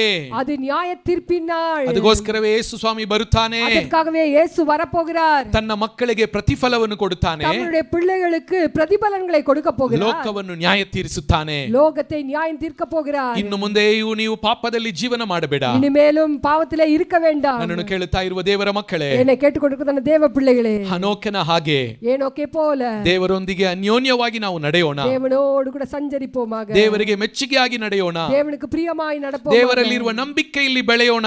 தேவனுடைய விசுவாசத்திலே இன்னும் பெருகுவோமாக. ಪ್ರತಿಫಲವನ್ನು ದೇವರ ಕೈಯಿಂದ ಮಾತ್ರ ಹುಡುಕೋಣ. தேவனுடைய கரங்களிலிருந்து மாத்திரம் பிரதிபலன்களை அனுபவிப்போமாக. ಮುಂದಿನ ಸಂತಾನಕ್ಕೆ ಒಂದು ಒಳ್ಳೆಯ ಮಾದರಿಯ ಜೀವನವನ್ನು ನಡೆಸೋಣ. வரப்போகிறதான சந்ததியாருக்கு ஒரு முன்மாதிரியான வாழ்க்கையை வாழ்வோமாக. ಅದು ಮಾತ್ರವಲ್ಲ, அது ಮಾತ್ರಮಲ್ಲ, ನಮ್ಮನ್ನು ಸುತ್ತಲೂ ಇರುವ ಜನರಿಗೆ ಯೇಸುವಿನ ಪ್ರೀತಿಯ ಬಗ್ಗೆಯೂ ಯೇಸು ಕ್ರಿಸ್ತನ ಸತ್ಯವನ್ನು ನಾವು ಹೇಳೋಣ. நம்மை சுற்றில் இருக்கிறதான ஜனங்களுக்கு இயேசுவை குறித்தும் அவருடைய சத்தியத்தை குறித்தும் ನಾವು சொல்லுவோமாக. ಆತನ ಬರೋಣಕ್ಕೆ ಸಿದ್ಧವಾಗೋಣ. நாம் அவருடைய வருகைக்கு ஆயத்தமாவோமாக. ಕೆಲವರನ್ನು ದೇವರ ಬರೋಣಕ್ಕೋಸ್ಕರ ಸಿದ್ಧಪಡಿಸೋಣ. இன்னும் ஒரு சிலரை கூட ஆயத்தப்படுத்துவோமாக. ಯೇಸು ಕ್ರಿಸ್ತನು ನಮ್ಮನ್ನು ಆಶೀರ್ವದಿಸುವನು. இயேசு நம்மளை ஆசீர்வதிப்பார். ನಾವೆಲ್ಲರೂ ಕಣ್ಣು ಮುಚ್ಚಿಕೊಂಡು ಪ್ರಾರ್ಥನೆ ನಾವೆಲ್ಲ ಮಾಡೋಣ. கண்களை மூடி ஜெபிப்போம். ಹನೋಕನ ಜೀವನವನ್ನು ನಾವು ನೋಡಿದ್ದೇವೆ. ஏனோக்கினுடைய வாழ்க்கையை பார்த்தோம். ಅವನು ಮರಣ ಹೊಂದದೆ ಆತನು ತೆಗೆಯಲ್ಪಟ್ಟನು. அவன் மரணத்தை ருசி பாராமல் தேவன் எடுத்துக்கொண்டார் என்று பார்க்கிறோம். ಅದಕ್ಕೆ ಕಾರಣ ಏನಂದ್ರೆ, அதற்கு காரணம் என்ன? ದೇವರೊಂದಿಗೆ ಅನ್ಯೋನ್ಯವಾಗಿ ನಡೆದುಕೊಂಡನು. தேவனோடு கூட சஞ்சரித்தான். ನಾವು ದೇವರಿಗೆ ಮೆಚ್ಚುಗೆಯಾಗಿ ನಾವು ನಡೆಯುತ್ತೇವಾ? இன்னைக்கு நாம தேவனுக்கு பிரியமாய் நடக்கிறோமா? ಇರುವ ಸ್ಥಳದಲ್ಲಿ ಕಣ್ಣು ಮುಚ್ಚಿಕೊಂಡು, இருக்கிறதான ஸ்தலத்திலே கண்களை மூடிக்கொண்டு, ಸಾಧ್ಯವಾಗಿದ್ದರೆ ಮೊಣಕಾಲೂರಿ முடிந்தால் முழங்கால் படிட்டு ನಮ್ಮನ್ನು ನಾವು ಪರೀಕ್ಷಿಸಿ ನೋಡೋಣ. நம்மை ಪ್ರಿಯರೇ, நாமே ஆராய்ந்து பார்ப்போமாக. ನಮ್ಮ ನಡೆ, ನಮ್ಮ ನುಡಿ, ನಮ್ಮ ಮಾತುಗಳು, ನಮ್ಮ ಚಟುವಟಿಕೆಗಳು, ನಮ್ಮ ಮನಸ್ಸಿನಲ್ಲಿ ಇರುವ ಆಲೋಚನೆಗಳು ಹೇಗಿದೆ? நம்மளுடைய நடை, நம்மளுடைய பேச்சு, நம்மளுடைய எல்லா விதமான யோசனைகள் இதெல்லாம் கர்த்தருக்கு முன்பாக எப்படி இருக்கிறது? ದೇವರಿಗೆ ಇಷ್ಟವಾದವರಾಗಿ, ದೇವರಿಗೆ ಮೆಚ್ಚುಗೆಯಾದವರಾಗಿ ನಾವು ಇದೇವಾ? தேவனுக்கு முன்பாக பிரியமாய் அது காணப்படுகிறதா? ನಾವು ಸ್ವಲ್ಪ ನಮ್ಮನ್ನು ಪರೀಕ್ಷಿಸಿ ನೋಡೋಣ. நம்மளை ஆராய்ந்து பார்ப்போமாக. ದೇವರು ಒಪ್ಪಿಕೊಳ್ಳುವ ರೀತಿಯಲ್ಲಿ ನಾವು ಕಾಣಲ್ಪಡುತ್ತೇವೆ. தேவன் அங்கீகரிக்கிறதான ஒரு வாழ்க்கை நமக்கு இருக்கிறதா? ಹಂಗೆ ಇಲ್ಲದೆ ಇದ್ರೆ ಇವಾಗಲೇ ಮನಸ್ಸು ತಿರುಗಿಕೊಳ್ಳಿರಿ. அப்படி இல்லை என்றால் இப்பொழுதே மனம் திரும்புங்கள். ಕೆಲವು ಕಾರ್ಯಗಳನ್ನು ಬಿಡುವುದಕ್ಕೆ ದೇವರು ನಿಮ್ಮ ಮೊಳಿಗೆ ಮಾತನಾಡುತ್ತಾ ಇದ್ದಾನೆ. தேவன் உங்களுடைய வாழ்க்கையில சில காரியங்களை விட்டுவிடுவதற்காக பேசிக் கொண்டிருக்கிறார். ಕೆಲವು ಕಾರ್ಯಗಳು ನೀನು ಮಾಡಬೇಡ ಎಂದು ದೇವರು ಹೇಳ್ತಾ சில ಇದ್ದಾನೆ. காரியங்களை செய்ய வேண்டாம் என்று பேசிக் கொண்டிருக்கிறார். ಇನ್ನೂ ನೀನು ಅದನ್ನು ಮಾಡುತ್ತಾ ಇದೀಯಾ? இன்னும் அதை செய்து கொண்டிருக்கிறீர்கள். ದೇವರೊಂದಿಗೆ ನೀನು ಅನ್ಯೋನ್ಯವಾಗಿ ನಡೆಯಬೇಕಂದ್ರೆ, தேவனோடு கூட சஞ்சரிக்க வேண்டும் என்றால், ಆ ಪಾಪವನ್ನು ಬಿಟ್ಟು ಬಿಡು ಸಹೋದರನೇ, ಸಹೋದರಿಯೇ. விட்டு விடுங்கள் ಸಹೋದರನೇ, ನಿನಗೂ ದೇವರಿಗೂ ಮಧ್ಯದಲ್ಲಿ ಆ ಪಾಪವು ಒಂದು ಅಡ್ಡಿಯಾಗಿದೆ. உங்களுக்கும் தேவனுக்கும் இடையிலே அந்த பாவம் ஒரு தடையா ನೀನು இருக்கிறது. ಪಾಪಿ ಎಂದು ಯೇಸು ನಿಮ್ಮನ್ನು ತಳ್ಳಿ ಬಿಡುವವನಲ್ಲ. நீங்கள் பாவி என்று தேவன் தள்ளி விடுகிறதான ನಿನ್ನ தேவன் அல்ல. ಪಾಪಗಳನ್ನು ಹರಿಕೆ ಮಾಡಿದರೆ, ನಿನ್ನ ಪಾಪಗಳನ್ನು ಕ್ಷಮಿಸಿ, ನಿನ್ನ ಎಲ್ಲ ಅನ್ಯಾಯಗಳನ್ನು ನೀಗಿಸಿ ದೇವರು ನಿಮ್ಮನ್ನು ಶುದ್ಧೀಕರಿಸುವನು. நம்முடைய பாவங்களை நாம் அறிக்கையிட்டால் எல்லா பாவங்களையும் மன்னித்து எல்லா அநியாயங்களிலிருந்து நம்மை நீக்கி சுத்திகரிப்பதற்கு அவர் உண்மையுள்ள தேவனா ಯೇಸು இருக்கிறார். ಕ್ರಿಸ್ತನ ರಕ್ತವು ಎಲ್ಲ ಪಾಪಗಳಿಂದ ನಮ್ಮನ್ನು ತೊಳೆದು ನಮ್ಮನ್ನು ಶುದ್ಧ ಮಾಡುತ್ತದೆ. இயேசு கிறிஸ்துவின் இரத்தம் எல்லா பாவங்களிலிருந்து நம்மை நீக்கி சுத்திகரிக்க வல்லமுள்ளதா ಯೇಸುವಿನ இருக்கிறது. ಬಗ್ಗೆ ನಮಗೆ ಒಂದು ಪ್ರಕಟಣೆ ಬೇಕು. இயேசுவை குறித்ததான வெளிப்பாடு நமக்கு வேண்டும். ಆವತ್ತು ಹನೋಕನಿಗೆ ಸಿಕ್ಕಿದ್ದ ಪ್ರಕಟಣೆ ಅವನನ್ನು ದೇವರೊಂದಿಗೆ ನಡೆಯುವುದಕ್ಕೆ ನಡೆಸಿತ್ತು. அன்றைக்கு இது ஏனோக்குக்கு கிடைத்ததான அந்த வெளிப்பாடு தேவனோடு கூட அவன் நடப்பதற்கு ஏதுவாய் அவனை உந்தி தள்ளிட்டு, ಇವತ್ತು ಯೇಸು ಕ್ರಿಸ್ತನ ಬಗ್ಗೆ ನಮಗೆ ಒಂದು ಪ್ರಕಟಣೆ ಬೇಕು. இன்றைக்கு இயேசுவை குறித்ததான ஒரு வெளிப்பாடு நமக்கு வேண்டும். ಅದು ಮಾತ್ರವಲ್ಲ, அது மாத்திரமல்ல, ನಮಗಿರುವ ನಂಬಿಕೆಯಲ್ಲಿ ನಾವು ಇನ್ನೂ ಬೆಳೆಯಬೇಕು. நமக்கு இருக்கிறதான நம்பிக்கையில இன்னும் அதிகமாய் வளர ಎಲ್ಲರೂ வேண்டும். ಎರಡು ಕೈಯನ್ನು ಮೇಲಕ್ಕೆತ್ತಿ ದೇವರನ್ನು ನೋಡಿ ಕೇಳಿರಿ. எல்லா ரெண்டு கரங்களை தேவனுக்கு முன்பாக உயர்த்தி கேட்போம். Lord increase my faith O God. ஆண்டவரே என்னுடைய விசுவாசத்தை இன்னும் அதிகமாய் வர்த்திக்க ನಾನು பண்ணுவீராக. ನಿಮ್ಮನ್ನು ನಂಬುತ್ತೇನೆ ದೇವರೇ. நான் உம்மை நம்புகிறேன் ஆண்டவரே. ಸಾಸಿವೆಗಾಳಷ್ಟು ನನ್ನ ನಂಬಿಕೆ ಇದೆ. ஆண்டவரே ஒரு கடுகு விதை அளவுக்கு என்னுடைய நம்பிக்கை காணப்படுகிறது. ಸಾಲದು ದೇವರೇ, இது போதாது. ನನ್ನ ನಂಬಿಕೆಯನ್ನು ಅಭಿವೃದ್ಧಿಪಡಿಸು. இன்னும் என்னுடைய நம்பிக்கை இன்னும் விரிவடைய செய்யும். ನಾನು ಇನ್ನು ನಿನ್ನ ವಾಕ್ಯದಲ್ಲಿ ಬೇರೂರಿ ಬೆಳೆಯಬೇಕಪ್ಪ. உம்முடைய வார்த்தையிலே வேரூன்றி வளர செய்வீராக. ಪ್ರತಿಫಲವನ್ನು ದೇವರ ಕೈಯಿಂದ ಹುಡುಕಬೇಕು. பிரதிபலன்களை தேவனுடைய கரங்களிலிருந்து நான் பெற்றுக்கொள்ள ನಮ್ಮನ್ನು வேண்டும். ನಾವೇ ಪರೀಕ್ಷಿಸಿ ನೋಡೋಣ. நம்மளே நாமளே ஆராய்ந்து பார்ப்போம். ಅನೇಕ ಸಮಯಗಳಲ್ಲಿ ನೀನು ಸೋತು ಹೋಗುತ್ತಿ. அநேக சமயங்களை சோர்ந்து போய் விடுகிறோம். ಯಾಕೆಂದ್ರೆ ನೀನು ಪ್ರತಿಫಲವನ್ನು ಮನುಷ್ಯನ ಕೈಯಿಂದ ಹುಡುಕುತ್ತಿ. ஏனென்றால் பிரதிபலன்களை மனுஷருடைய கரங்களிலிருந்து எதிர்பார்க்கிறோம். ನಾಲ್ಕು ಜನರು ನಿನ್ನನ್ನು ಅಪ್ರಿಶಿಯೇಟ್ ಮಾಡಬೇಕೆಂದು ಬಯಸುತ್ತೀಯಾ? நாலு ஜனங்கள் நம்மளை அப்ரிஷியேட் பண்ணணும்னு நம்ம நினைக்கிறோம். ಮನಸ್ಸು ತಿರುಗಿಕೊಳ್ಳಿ. மனசு திரும்பிக் கொள்ளுங்கள். ದೇವರು ನಮ್ಮೊಂದಿಗೆ ಮಾತನಾಡುತ್ತಾ ಇದ್ದಾನೆ. தேவன் நம்மோடு கூட பேசிக் கொண்டிருக்கிறார். ಏನೇ ಮಾಡಿದರೂ ಮನುಷ್ಯರಿಗೋಸ್ಕರ ಅಲ್ಲ, ದೇವರಿಗೋಸ್ಕರ ಮಾಡೋಣ. எதை செய்தாலும் மனுஷர்களுக்காக அல்ல, தேவனுக்காக செய்வோம். ಪ್ರತಿಫಲ ದೇವರ ಕೈಯಿಂದ ಬರುತ್ತದೆ ಎಂದು ನಾವು ನಂಬುವುದಾದರೆ, பிரதிபலன்கள் தேவனுடைய கரங்களிலிருந்து வருகிறது என்று நாம் நம்புவோம். ನಮ್ಮ ಸಮಯವನ್ನು ಮನುಷ್ಯರ ಬಳಿಗೆ ನಾವು ಖರ್ಚು ಮಾಡುವುದಕ್ಕಿಂತ ಹೆಚ್ಚಾಗಿ ದೇವರ ಬಳಿಗೆ ಸಮಯ ಖರ್ಚು ಮಾಡುತ್ತೀವಿ. நம்முடைய சமயங்களை மனுஷருடைய காரியங்களை செலவு பண்ணுவதை பார்க்கலாம் தேவனுடைய சமூகத்திலே செலவு பண்ணுவோம். ದೇವರಿಗೆ ಒಪ್ಪಿಸಿಕೊಡೋಣ. தேவனுடைய கரத்திலே ஒப்பு கொடுப்போம். ಹನೋಕನು ತನ್ನ ಹಿಂದಿನ ಸಂತಾನಕ್ಕೆ ಒಂದು ಒಳ್ಳೆಯ ಮಾದರಿಯ ಜೀವನವನ್ನು ನಡೆಸಿದನು. ஏனோக்கு தான் வரப்போகிறதான சந்ததியாருக்கு ஒரு மாதிரியான ஒரு வாழ்க்கையை வாழ்ந்தான். ಹನೋಕನನ್ನು ನೋಡಿ ನೋಹಾನನು ಕೂಡ ದೇವರೊಂದಿಗೆ ನಡೆದನು. ஏனோக்கை பார்த்து